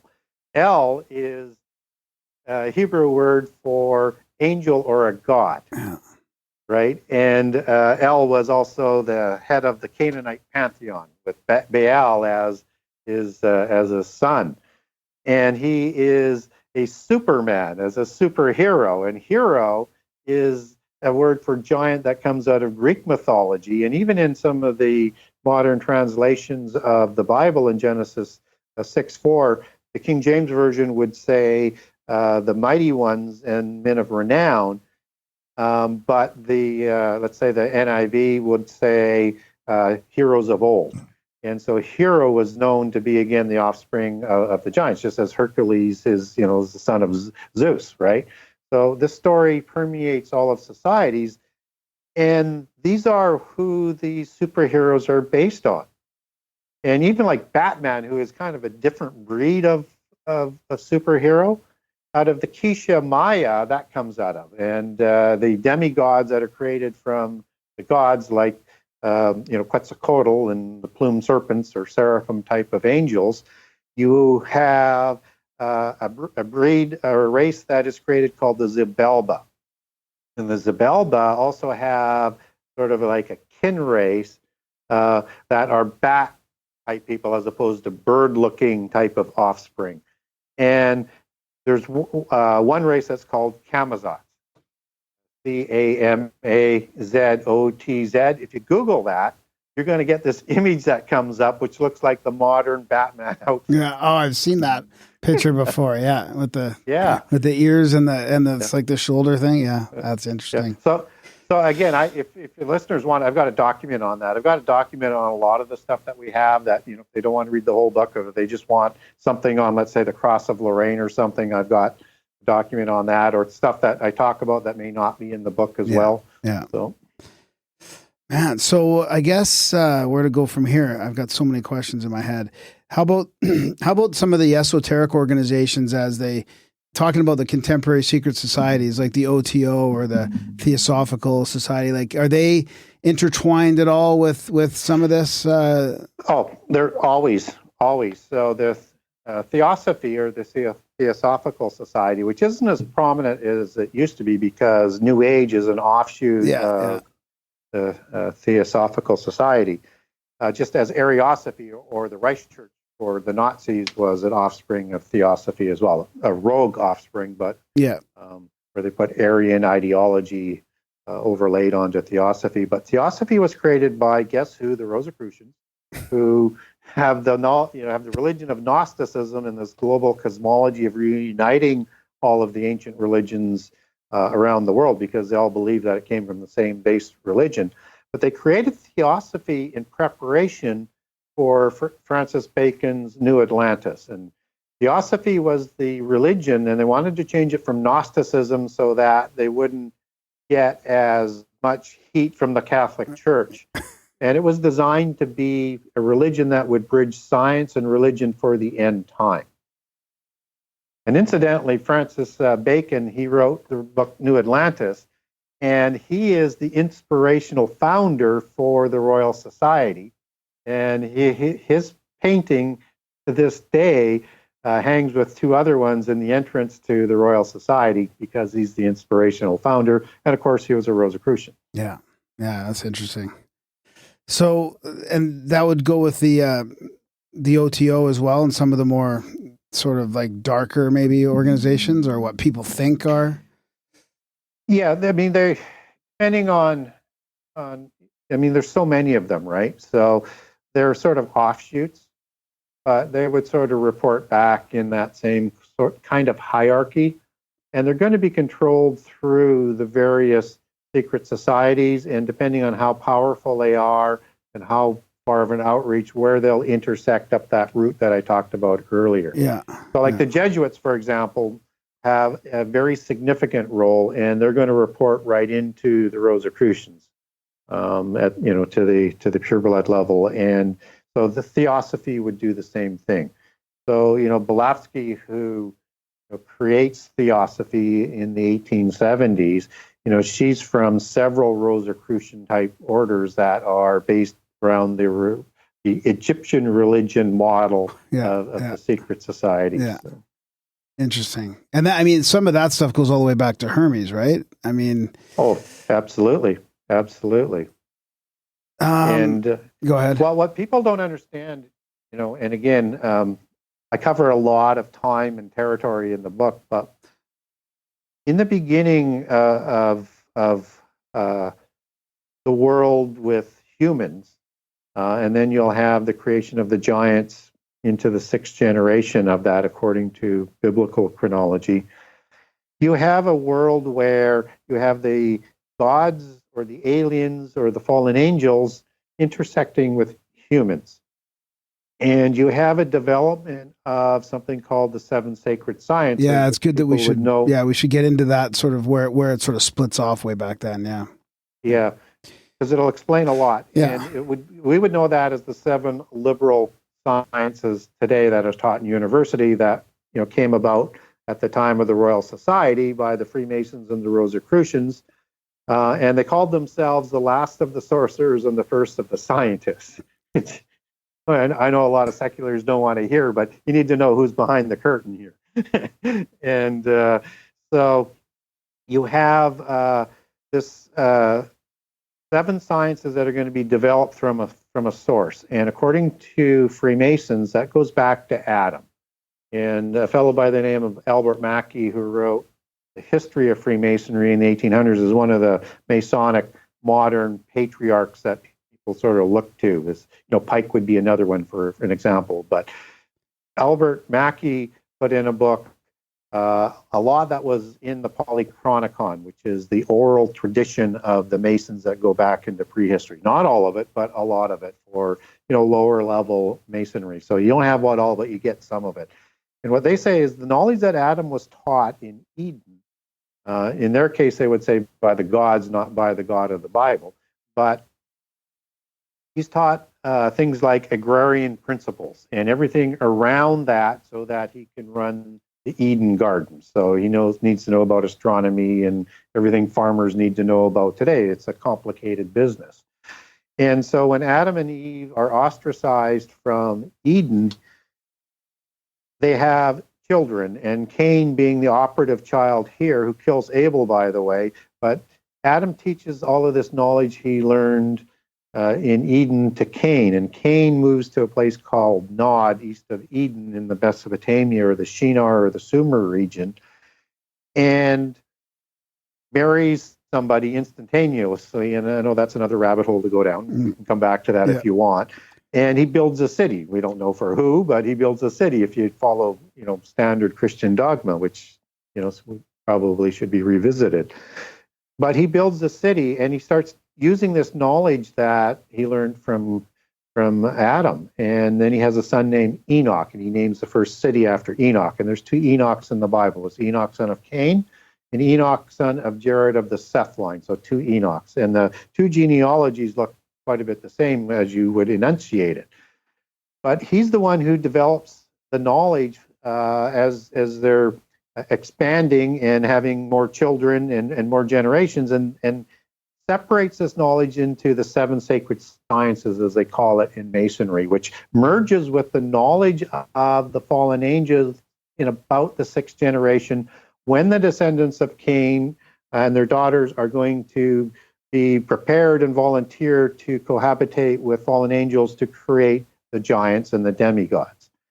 And this knowledge that they have developed is now going to be brought along at an extraordinary pace by this illicit knowledge provided by the gods. So it puts it on steroids, kind of what we're seeing today, developing very, very quickly.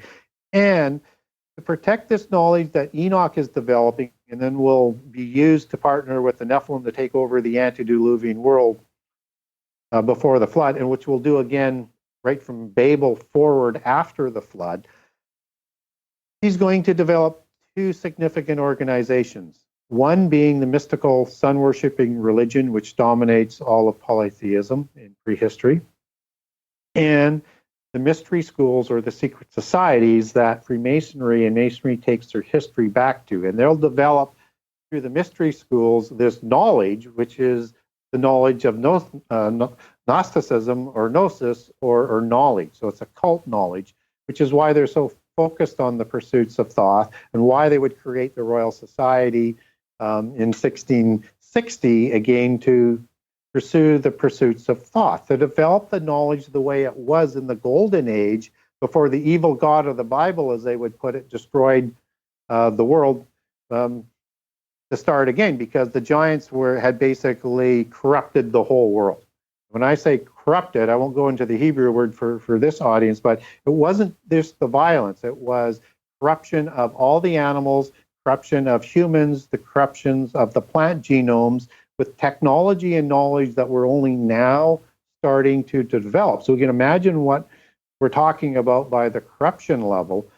And I think that's why God brings actually the animals to the ark, because he knows which ones aren't corrupted, right, to start anew, and selects the 8 people on the boat.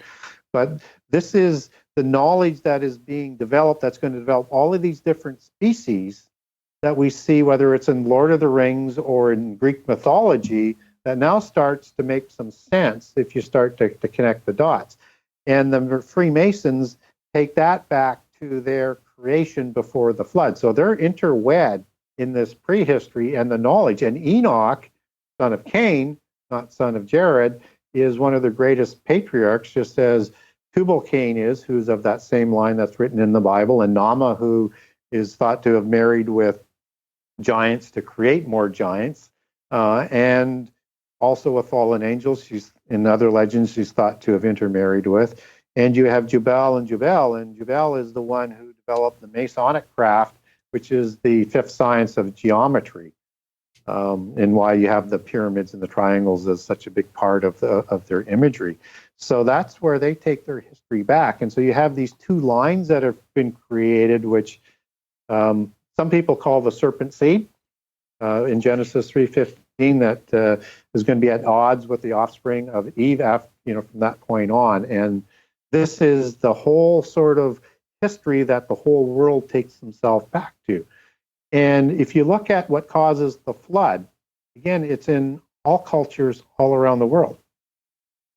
And it's usually the same cause. You have the giants and you have humans. The giants become corrupt and they rebel against the gods, and the gods come along and they have the flood, and then you start all over. And it's the same story everywhere. It's just a matter of how you want to analyze that yourself and whatever your perspective is.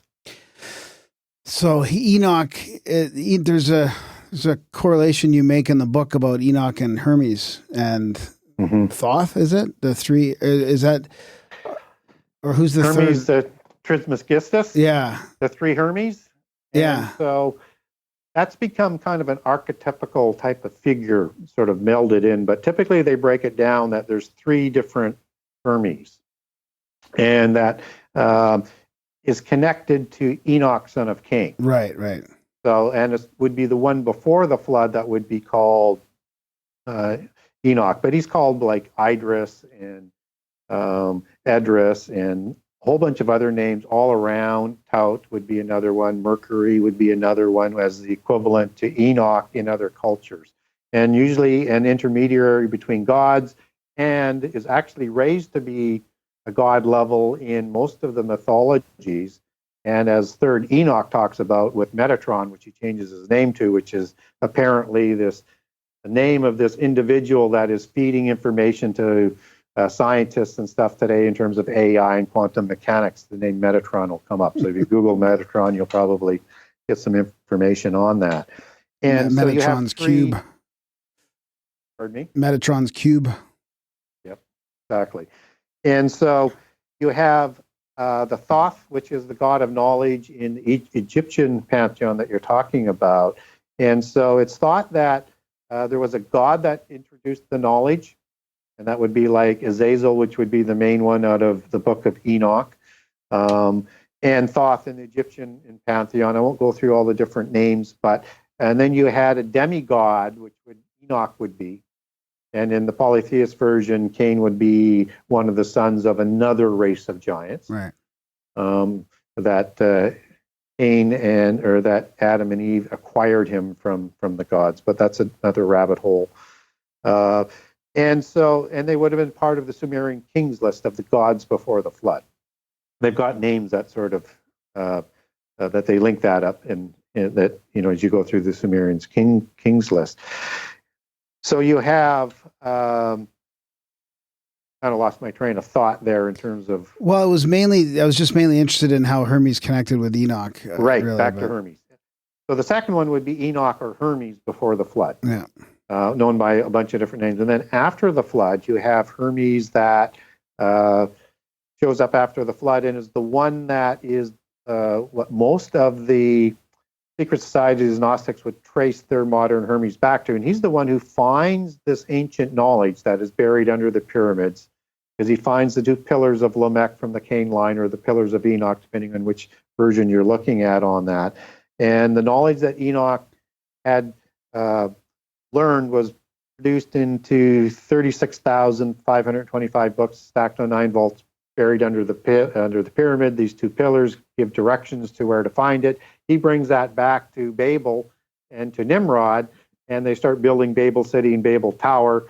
And that is sort of the first application of the sciences after the flood. Wow. And then you have a later one that is attributed to developing alchemy in Egypt. And so you have like 4 different individuals, depending on which version, but they usually pick 3 of them. So it's either 2 after the flood, 1 before the flood, or you've got a god and you've got Enoch and an Enoch equivalent, and then 1 after the flood that's, is very much part of the Egyptian religion after the flood. And in that line of thought from the Gnostics is that Hermes travels to Egypt to develop, with Mizraim, to develop the Egyptian society and the Egyptian religion.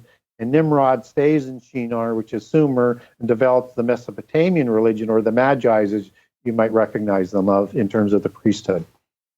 Wow. Fantastic. Do you have any questions? Because I got a couple to read here, Darren, but I want to give you a chance to chime in. No, you can go ahead. Yeah, I'm just enjoying. I got a couple odd ones. So here, this is an email from Graham. He knew we were having you on. He says, I recently heard Dr. Michael, and this is just kind of a loose thought, but I found it very interesting. I recently heard Dr. Michael Heiser, worth checking him out. Yeah, mention how obviously Jesus wasn't born on December 25th, and that he believes Revelation 12 could hold the key. He said it clearly shows astrological alignments and points to Jesus being born, wait for it, on September 11th. Knowing what we know on intentions and loading sigils, etc., could we be possibly loading our alleged only way back to heaven with feelings of dread, fear, emergency, and so on? Yeah, I'm not sure. I'll explain a little bit more. I'm going to finish off. The section in Revelation 12 also clears up points to the discrepancies around the Libra, Scorpio. Was there originally a dragon in their situation? I don't know what that last sentence is relevant to, but I think what he's talking about is how I feel like in our society, they're taking over dates and words and phrases and weaponizing it, or changing the intention around it, or our subconscious fears around certain things. So, well, there's a lot in there. You could do a show on that question, but I'll try and keep it fairly short. So, the standard birth date of December 25 is not Jesus' birth date. That date comes up at the time of Constantine and the homogenization of Christianity with Mithraism to form the state religion. And that is the birth date of Mithras and Sol Invictus. And it's basically the same religion, but it's the main religion of Italy at that time. And he's trying to unite the empire. So we're not given a date when Jesus is born in the Bible. But what we do know is it can't be December 25th because that's the rainy season. And anybody who knows the biblical story is the shepherds are in the field, and they would be in the stables if it was December 25, and Jesus wouldn't have been able to be born in a manger. So the typical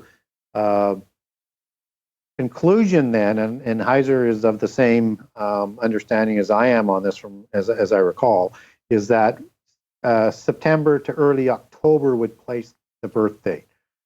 And now Revelation 12, I'd be very careful with Revelation 12 in terms of how people are drafting that into all sorts of metaphorical meanings and astronomy. And a few years ago, they had the rapture coming because of an astrological alignment.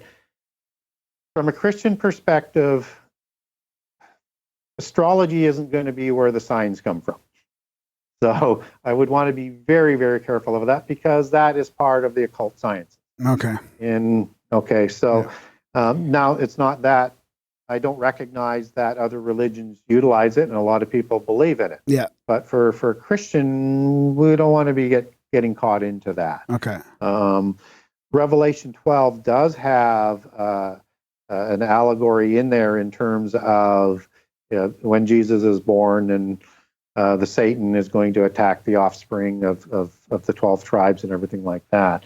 That is a prophecy of the people fleeing Judea at the time of the abomination, at the rise of Antichrist, because it's Antichrist and Satan who are going to be attacking the fleeing Judeans, which is recorded in Daniel, Matthew, Mark, and Luke as well. So you got to overlay that and understand that you're not going to use astrological signs there. It's actually telling a story that you can match up with other scripture and gives you a timeline, and they're going to be protected for 3.5 years, and it gives the number of days that they're actually going to be protected as you move into the millennium. So it's interesting how it came up with the September 11th date in terms of getting there, but I would be careful for getting into interpretive concepts, because you're using metaphors and allegories in an interpretive approach. Yeah, you can make it mean anything. Yeah, that's a good point. I got another sort of a question that came up while I was reading your book. I'll try to word this in a proper way here. So we live in this materialistic world right now. Like we're still under this physical paradigm where we're stuck in. I think we're stuck in a schizophrenic society where most of us believe in love and spirits and all kinds of things, yet we're stuck in this materialistic paradigm that says none of that exists. The atheists and the skeptics kind of rule the roost still right now, even though it's falling apart. So how does the occult and mystic foundation and practice in these secret societies, like all those secret societies you mentioned, believe in some kind of polytheistic or metaphysical reality that are supposedly running the world? How do they account, or how do we account for this materialistic and atheistic paradigm that still seems to be prevalent? Well, it's only in the West. Well, that's a good point. So if you look at the rest of the world, that's true. That's not the case. Yeah. And you have to understand, one of their goals is to bring down Christianity. And they look at, in the West, that Christianity is their biggest enemy, which is why you have 2 genocides of Christians in the end time. And so what they did in the beginning, which will make sense, so I want to go back to Genesis, back to Enoch, back to the creation of the 7 liberal sciences. As you go back into the prehistory, what they say they wanted to do with the rebellious Cain, who had not forgiven God for ostracizing him, he wanted to lead people away from God. He didn't want to honor God for anything, and he did not want to give God credit for anything, and he wanted to build monuments and to honor his pantheon of the gods. So when you have now the establishment of the Royal Society by Freemasons and the Rosicrucians, they're going to do the same thing. It's all designed to lead people, Christians, Westerners, away from the Christian church in preparation to taking them down with the evidence that they say they'll provide to destroy Christianity and fold it in, not totally destroy it, but fold it into their polytheist religion that they want to install on the world. So it's a tactic and a ways. At some point in time, they're going to say, you know what, I can't believe you guys, they won't actually say it this way, but they'll say, I can't actually believe you believed in evolution because it's mathematically impossible, but guess what? Here's how things really happen. Yeah. I don't know if I should ask this question. It's a little bit... edgy? You're going to get edgy? You're going to get a little edgy, yeah. Ooh, Graham gets edgy. So where do these contemporary conspiracies like Young Blood or Adrenochrome or Pizzagate, like a lot of this, like there's a lot of like the last, and I guess that kind of leads into, well, no, maybe it shouldn't lead it. Maybe it shouldn't lead it. Well, yeah, vampire, I know, but it's like, it's connected somehow, right? Vampires is really good, but so let me take the easy one first. So let's say Pizzagate, for example, which was, that's misinformation. Yeah. And that's coming out from the secret societies, but it doesn't mean the basic essence of what is being talked about is wrong. It's not happening. Yeah. Right. Yeah. So in the secret societies and in the ancient rituals, which include blood drinking, which they still do today, I mean, they do sacrifices and they do sexual rituals and they do all of this pedophilia and things like that as part of that ancient religion. Okay, but the Pizzagate thing, it's like, if you want to, discredit the alien mythos, then you put out all of these false alien things, and it's, it buys you some time until you're ready to deal disclose with that. Yeah. Yeah. So it's, again, common tactic. So what was the other thing? Well, I think the other thing was I think you wrote the vampires. Well, I mean, it's kind of the same thing, but yeah. So here's the thing. So the vampire thing is, it goes back into prehistory. You have this mythology of blood drinking with the Nephilim, which they did, because they thought it would give them back their immortality, would increase their cognizant abilities, and it was one of those sort of abominable traits of the ruling class of the giants, both before and again after the flood. And so when we look at how that starts to marry up with the vampire tales as we know through Dracula, based on Vlad the Impaler. Now understand, Vlad the Impaler was of a royal bloodline. He had very pale skin. He had hazel eyes. He had red hair, as in red-haired giants. Red hair or blonde hair, which are the two main colors that are described in most of the accounts. There's also some black-haired ones. And you have this blood drinking that's all part of this mythology of Dracula. And Vlad the Impaler was also educated in the Mystery School of Solomon in Vienna, and he had that condition of pale skin where he was more of a night person. So you have a lot of different things. And then you have the fangs of the cobra put on there, part of the snake ideology, which is a nice little touch in terms of how they do the bite and suck the blood. But as you take their understanding back to their allegories, and again, they're an interpretive religion, the Gnostics, and you have to learn the mysteries. You have a fairy tale concept, which is a interesting narrative, but the true meaning's underneath. That's the best way to explain it. And so you have to be educated in the degrees to understand what the allegories are. So with the bloodlines that we talked about in terms of the genealogies, they split into male and female. And for the female, you have the fairy bloodline and the owl bloodline. Of course, owl goes back to Lilith, but fairy's the most common one. And that's the matriarchal bloodline. That's why you have fairy queens and fairy godmothers as part of that whole fairy tale concept. On the male side, it's the ravens of the Anunnaki and or the dragon or the serpent bloodline. And that is the bloodline of the kings. And so you have a king and you have an allegory of blood drinking of a royal bloodline. And you have all of this literature being written over the millennia about the same class of people, royal families, kings, queens, and using this type of allegory to describe them all the way through. Whether or not, even if you get into, let's say, Shakespeare, and you've got, he's just writing about genealogies of the bloodlines, then he's got Midsummer's Night Dream with all of these different fairies, right? You have King Oberon as an example, who is the king of the fairies. And that comes from a Tuatha De Danann word of, that's rooted back into Scythia, and it's got different versions like Uber and Uberon and a whole bunch of different translations. But the Tuatha De Danann were the fairy giant people of the Irish bloodline, right? Yeah. And then he was married to Titania. Well, Titania is a female giant, as you take that back to Greek mythology. Yeah. And so they're using those allegories to describe, their history and their genealogies. Yeah, interesting. So, and again, with the vampire equation, who's the enemy of the vampires? It's the Christians. Yeah. And the garlic.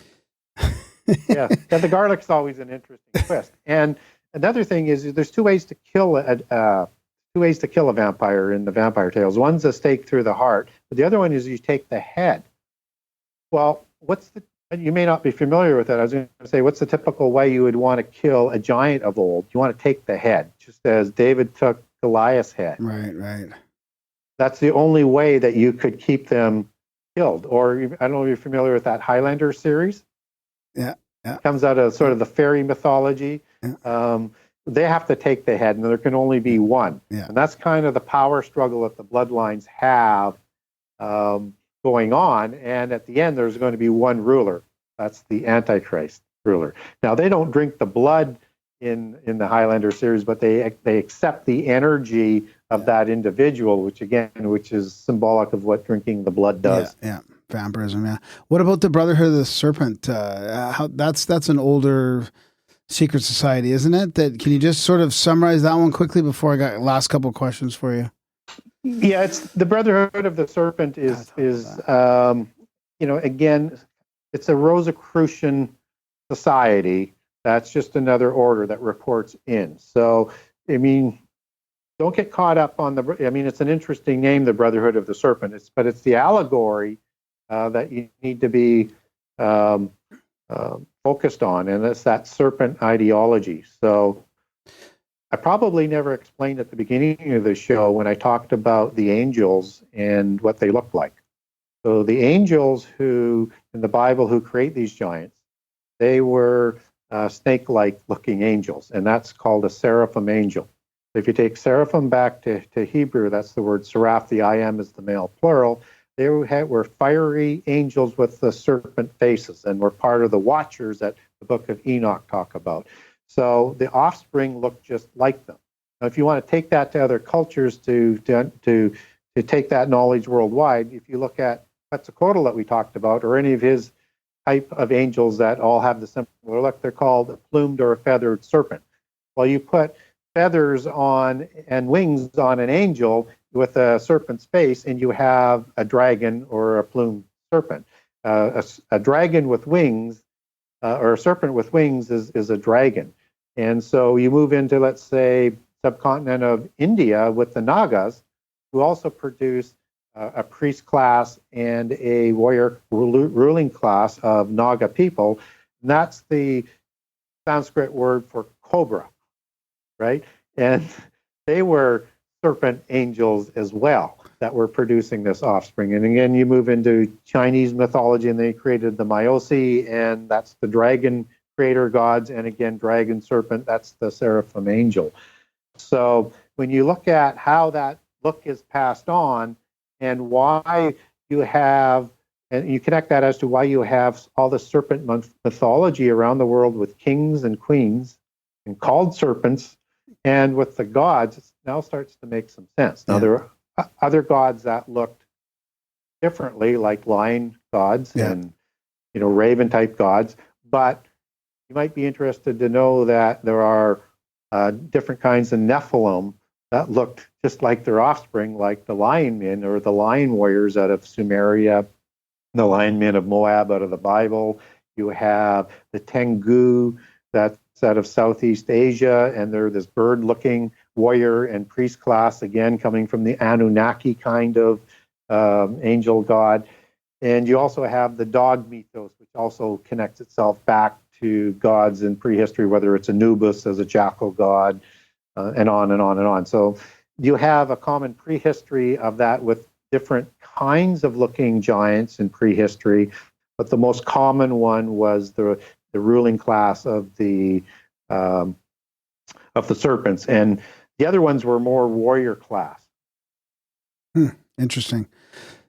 So you wrote this book, like, I think it was 2015 or 20 when it came out? Released it, yeah.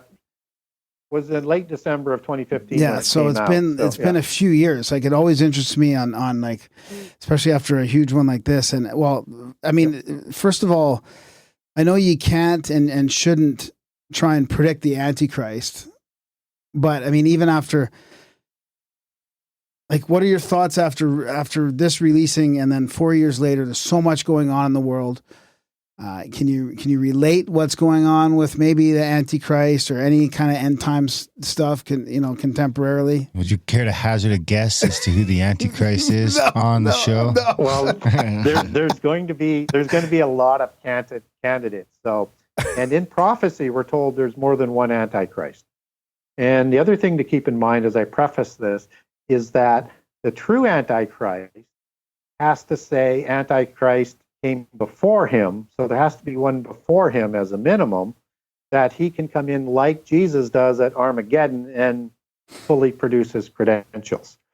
So there's going to be more than one. So we have to be careful. And you get Antichrist figures in most traditions around the world. So you might be familiar with Lord Maitreya, or the new Buddha out of Eastern mysticism. You have the Mahdi out of the Shia.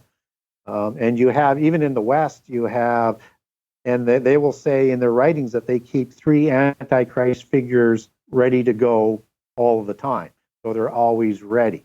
And you've got all these different bloodlines that we're talking about that are competing, and they're the ones who want to be the one that gets their family on that world throne. Right. So you've got all of those competing factions. So again, I'm not going to make a prediction because inevitably anybody who makes predictions is always wrong. But I would certainly put at the head of some of the list is some of these family names that they're trying to position themselves for, but we won't know which one until it actually comes about, and there'll be some misdirection as we go. Yeah. And it could be from the east or the west. I was going to ask you about the conflicts between the different royal bloodlines from whether it's China, Japan, or the West or Europe, there seems to be like they would be constantly in a power struggle for the world, really. Who do you think it is? Absolutely. About the coincidence of Obama and the Obama nation. Obama nation? Yeah. And all the people that are fighting Trump. Yeah, I don't know. I didn't really want to get political on it, but way to go, guys. Well, I would, a lot of people like to name presidents. It won't be a president of the United States. And, he will have to produce a pedigree that will fool the Jewish people, because they're going to accept the deal for safety and will start doing the sacrifice on the temple. So they're not going to accept a Messiah type figure who doesn't have some sort of Judaic bloodline back to King David. Yeah. Right. So the Antichrist is going to be Jewish. Thing I would say about Obama, I don't think he was competent enough to be Antichrist. Right. Antichrist is going to be a godlike figure, and everything he does is going to be successful for a time. So I would rule that out. And I know a lot of people like to take his bloodlines back to Akhenaten down through African bloodlines, but I don't think there's a whole bunch to that. So. I've heard some really interesting comparisons of Obama and his family of the Akhenaten. I didn't mean Obama himself. I was saying more of if there's an abomination, which I know it's a different spelling. Yeah. Prior, the 3.5 years prior, that now you have this 8 years prior, you had the building of the Obama nation. The people that follow him that are all into hope and change, that are full on against Trump and all that kind of stuff, Yeah. So that's more what I was saying. Yeah, no, it's a good play on words, but when you're talking about sort of this ancient sort of direction that we're heading towards, English wasn't around at that point in time. So but wouldn't they be using this ancient words to make that sort of, transliteration? But I like to use the word abomination as well, as a play on words for things. So, so what's your feeling of the last few years? I mean, after writing the book, are things going crazy? Are they accelerating? Are you thinking that? I understood in the book you were like, well, I'm not expecting to make any changes with this book or this type of thing. Like, what's going to happen is going to happen. Yeah, it's ordained to happen. It's just a matter of when it happens. And I think, those forces are ready to roll right now, but they're going to be continually pushed back, at least from a Christian perspective, because, until the restrainer is removed, the end time can't come about. But from what I think we're in the fig tree generation, which is the last generation. But we don't know how long generation actually is. We only get for generation 2 numbers in the Bible, and that's 120 years. That's lifetime. That's life is reduced to in Genesis 6, and 70 years that comes up in the Psalms. And so what's the trigger for the last generation as well? I think that's when Israel took Jerusalem. So, but if it's 120 years, I mean, we still got a long ways to go. Right. 70 years, we're now into the window. Yeah. And I guess we'll see. So, but I do think that things are moving, but I think it's going to take some, catastrophic things, whether or not it is, massive pandemics, financial crisis, wars, nuclear blasts, that type of thing to bring down the barriers to drive people in that direction.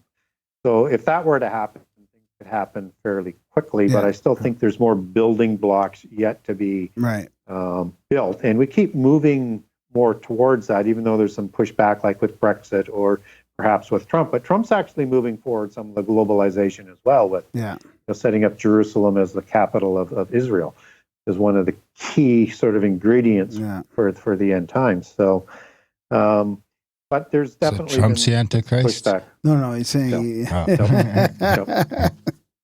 no, I don't think so. A lot of people ask me whether Prince William is, and he could possibly be one of the candidates that would be. But again, I'm not a fan of actually trying. Is he the one that just got born? No, Prince William is already. Didn't he leave the family? An adult? Oh, is he the one who got the boot? No, that's not. No, that was the other Harry one. that left. Oh, jeez. Yeah. Can't get my royalty off. And dude, if I was in the royal family, they would have kicked me out like 20 years ago. But William can't take power until after Charles dies, right? Because he's the son of Charles, right? So, but he would be, what a lot of people are watching. But again, I'd follow that. Keep an eye on that King of Jerusalem title. Yeah. That's a good point. King Philip of Spain, and or watch where that title might move to. Yeah, that's interesting. Yeah. Well, if you find out, can you let us know first? Well, you will get a good warning because he will be the one that negotiates the world covenant for the world government. So, and he will remain relatively unknown, likely until that point in time, and then that will set him on a rise to becoming crowned Antichrist 3.5 years later. So it's Jared Kushner then. The Kush. Love me some Kush. So what do you got going on next? After, this book's been a few years. You're doing lots of shows, radio shows. Do you have any plans? Anything you're working on next? Well, I do have a book on the go. Struggling having time to work on it and get it done with doing all the things I'm doing right now. And the publisher wants me to do a sequel to the Gen 6. So, but I would do that after this next one is done. And it's more of a prophetic book that I want to get done. And, but in the meantime, still staying busy. If I'm allowed to travel with what's going on these days to Atlanta, I have a conference I'm doing down in Atlanta at the end of the month. And then another one, and that's called Sacred Word Revealed, and it's revealing end time mysteries. So things that people haven't really thought about for the end time, for people that are into end time prophecy. Cool. And then in July, I'm at True Legends with Steve Quayle, and that's going. That's where all the sort of giant sort of genre people go to, and I'll be starting the conference off with a 2.5-hour lecture there. So wow, that's great. I'll put those in. I'll put links to those in the show notes, and so people can check them out if they're in the area. Yeah. Yep. Yes, and if people want to see, I do a column for True Legends. I'm writing just about the giant aspect, which they put out on their website. So I did an interesting one on the Philistines. And their connections back to giants and to the giants that came out of Crete. Wow. I spent a week on Crete when I was young. It was interesting. Do you think that whole giant thing is really starting to break open now? It seems like over the last 3 or 4 years, people are really talking about it, and like talking about the Smithsonian conspiracy and the bones that have been found. Physical evidence doesn't seem to be as crazy sounding as it was 4 or 5 years ago. They're still controlling the information on it. But there's so much more information that is coming out on a lot more people who are researching it and getting deeper and making more links. And that was one of the things with my book that, broke a lot of new ground in connecting more dots on who these people are, what their belief system is. And so there's people now that are taking, that research and going further with it. So yeah, I do think it's coming out more in the open for sure. Yeah, it'll be interesting. I'm going to keep our eye on that for sure. That's one of my favorite topics. Totally. Right on. Well, thanks for coming on the show, Gary. I'm serious. If you want to make this into an audio book, let us know. I know just the guy. Yeah, your wealth of knowledge is a great chat. I really appreciate it. And we just scratched the surface. I mean, if people, you have so many awesome chapters in this book, and you expand on each of the little things we talked about tonight, in there. Well, and what a lot of people like about the book is that there's a bibliography there that is unlike what most people have seen. And so people like the book just because there's all of these sources that they haven't, checked into. And if people are intimidated on the size of the book, I understood it was a large book, and I also took 350 pages out. Oh my God, really? Published. But each chapter is a mini story that leads into the next chapter, and will keep coming up as the book unfolds. So, the average size chapter is 6 or 7 pages, and there's like over 100 pages of endnotes. So it's well documented as to where I got that information from. So you can read a chapter at a time, and then come, drop it for a while and then come back, because, I wanted it so that people could not be intimidated and say, there's no way I'm going to read a book that big. And so I like to promote the idea that you don't have to read it all at once, and you can't speed read it because there's way too much information in there. It's too deep. Yeah. I appreciate that. I was flipping through, finding chapters that I was interested in at that moment. Maybe it was a contemporary bloodline or contemporary secret society, but then going back to the Giants or Enoch. I mean, that's the way I was reading most of it. Well, a lot of people do that. They say, I didn't read it in order, but I probably should have. Yeah, exactly. Right on, Gary.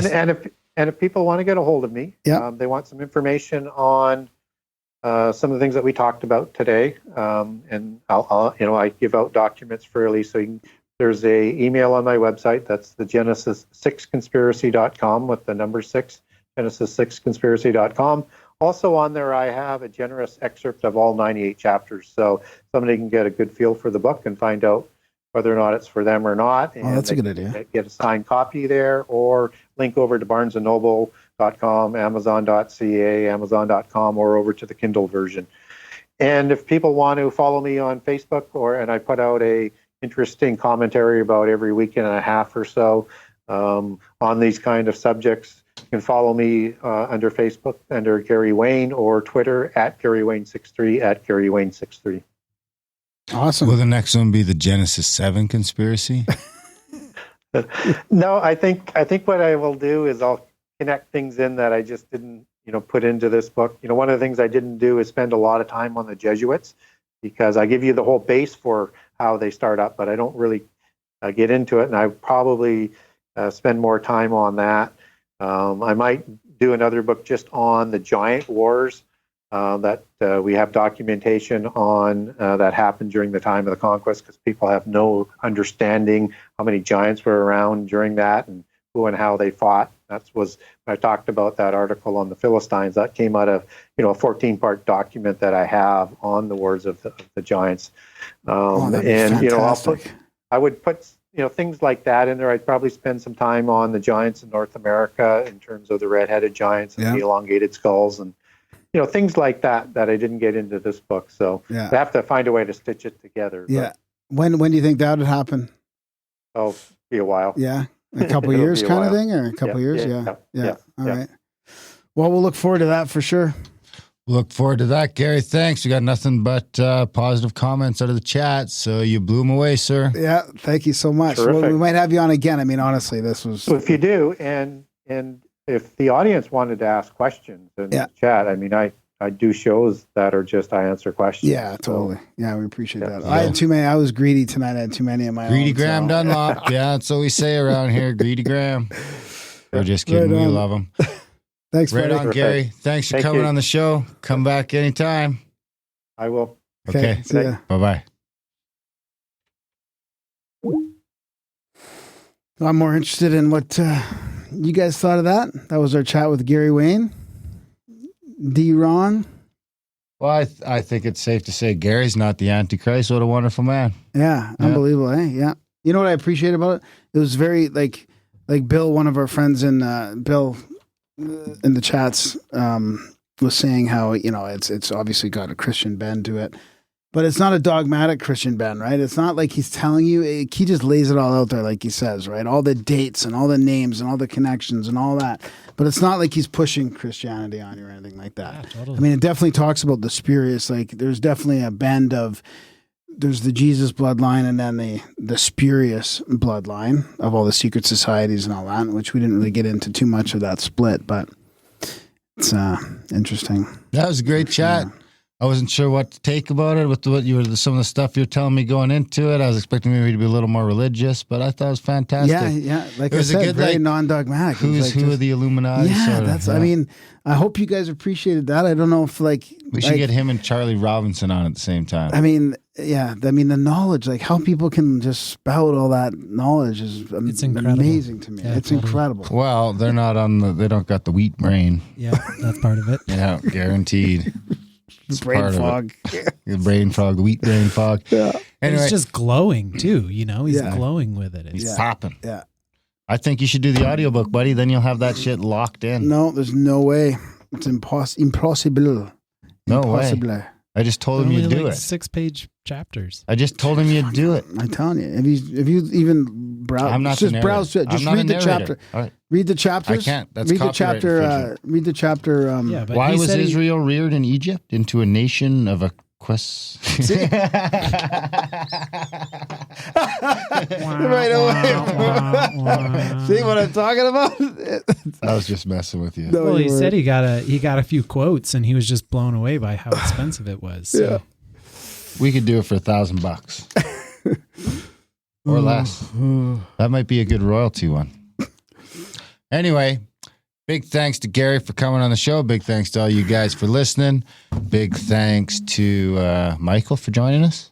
Hey, thanks for having me. Yeah, big thanks to the supporters, Grimerica.ca/support. If it wasn't for you guys, there would be no show. It would have stopped probably like 350 episodes ago. But we do have supporters, so we kept going. Now we'll be at like 410, 420 coming up. Maybe we'll do another call-in show for 420. We'll see. Anyway, buy Gary's books. Support the show so that we can keep pushing back on these motherfuckers. And maybe get some swag. Grimerica.ca/swag. One of the most important things you can do, though, join the chats. Grimerica.ca/chats. Once you got in there, then we really got a grip on you and we can pull you the rest of the way into the cult. Just kidding. It's not a cult. It's just a wonderful community. It's a Join the Grimerica chats. camp. It's a cult. It's a Grimerica cult. Grimerica.ca/support. Please. Thanks for listening. And we will see you next week. 33. I'm the new Lord Savior. I am your president. I am your vice president. I am your Condoleezza Rice. No one has ever heard a word as dirty as the word. Politics, rhetoric written in some self-proclaimed prophecy. Imaginary lines, twisted and tangled with a handshake with a signature and some policy papers behind enemy lines. Tension builds, a cell phone rings, a bomb drops in a city street sea of iPod noise.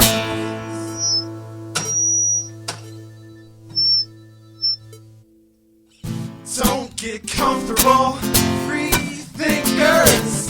Don't get comfortable, free thinkers. If the digital revolution still got a pulse, we need to revive it and make it a reality. I've hacked into a politician's password and transferred money into several overseas accounts. And as we speak, a supercomputer project is in the works. And if it works, we'll use it to point and click our way to some sort of truth. Either you're in or out, are you game, or is the game over? This must be a glitch in the Matrix. This must be a glitch in the Matrix. A revolutionary dream. It's me versus the machines. Go! Watch out for them laser beams. Climb to the top of the pyramid scheme. Capitol Hill's getting steeper and steeper. Meanwhile, the deck gets deeper and deeper. Don't get comfortable, free thinkers. Cause it's gonna take more than hand and eye coordination on your PlayStation. It's gonna take mind elevation. There must be a glitch in the Matrix. There must be a glitch in the Matrix. A revolutionary dream. It's me versus the machines.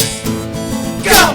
Breaking from my routine, I dive into my computer screen. Swimming in a sea of zeros and ones. Trying to put together two and two, but I keep getting blind. Trying to weed through all the lines from the bad guys in the suits and the neckties. Help me find the oracle. She has the answers. There must be a glitch in the Matrix. There must be a glitch in the Matrix. A revolutionary dream. Rage against the machine. Don't get comfortable, free thinkers. Rage against the machine.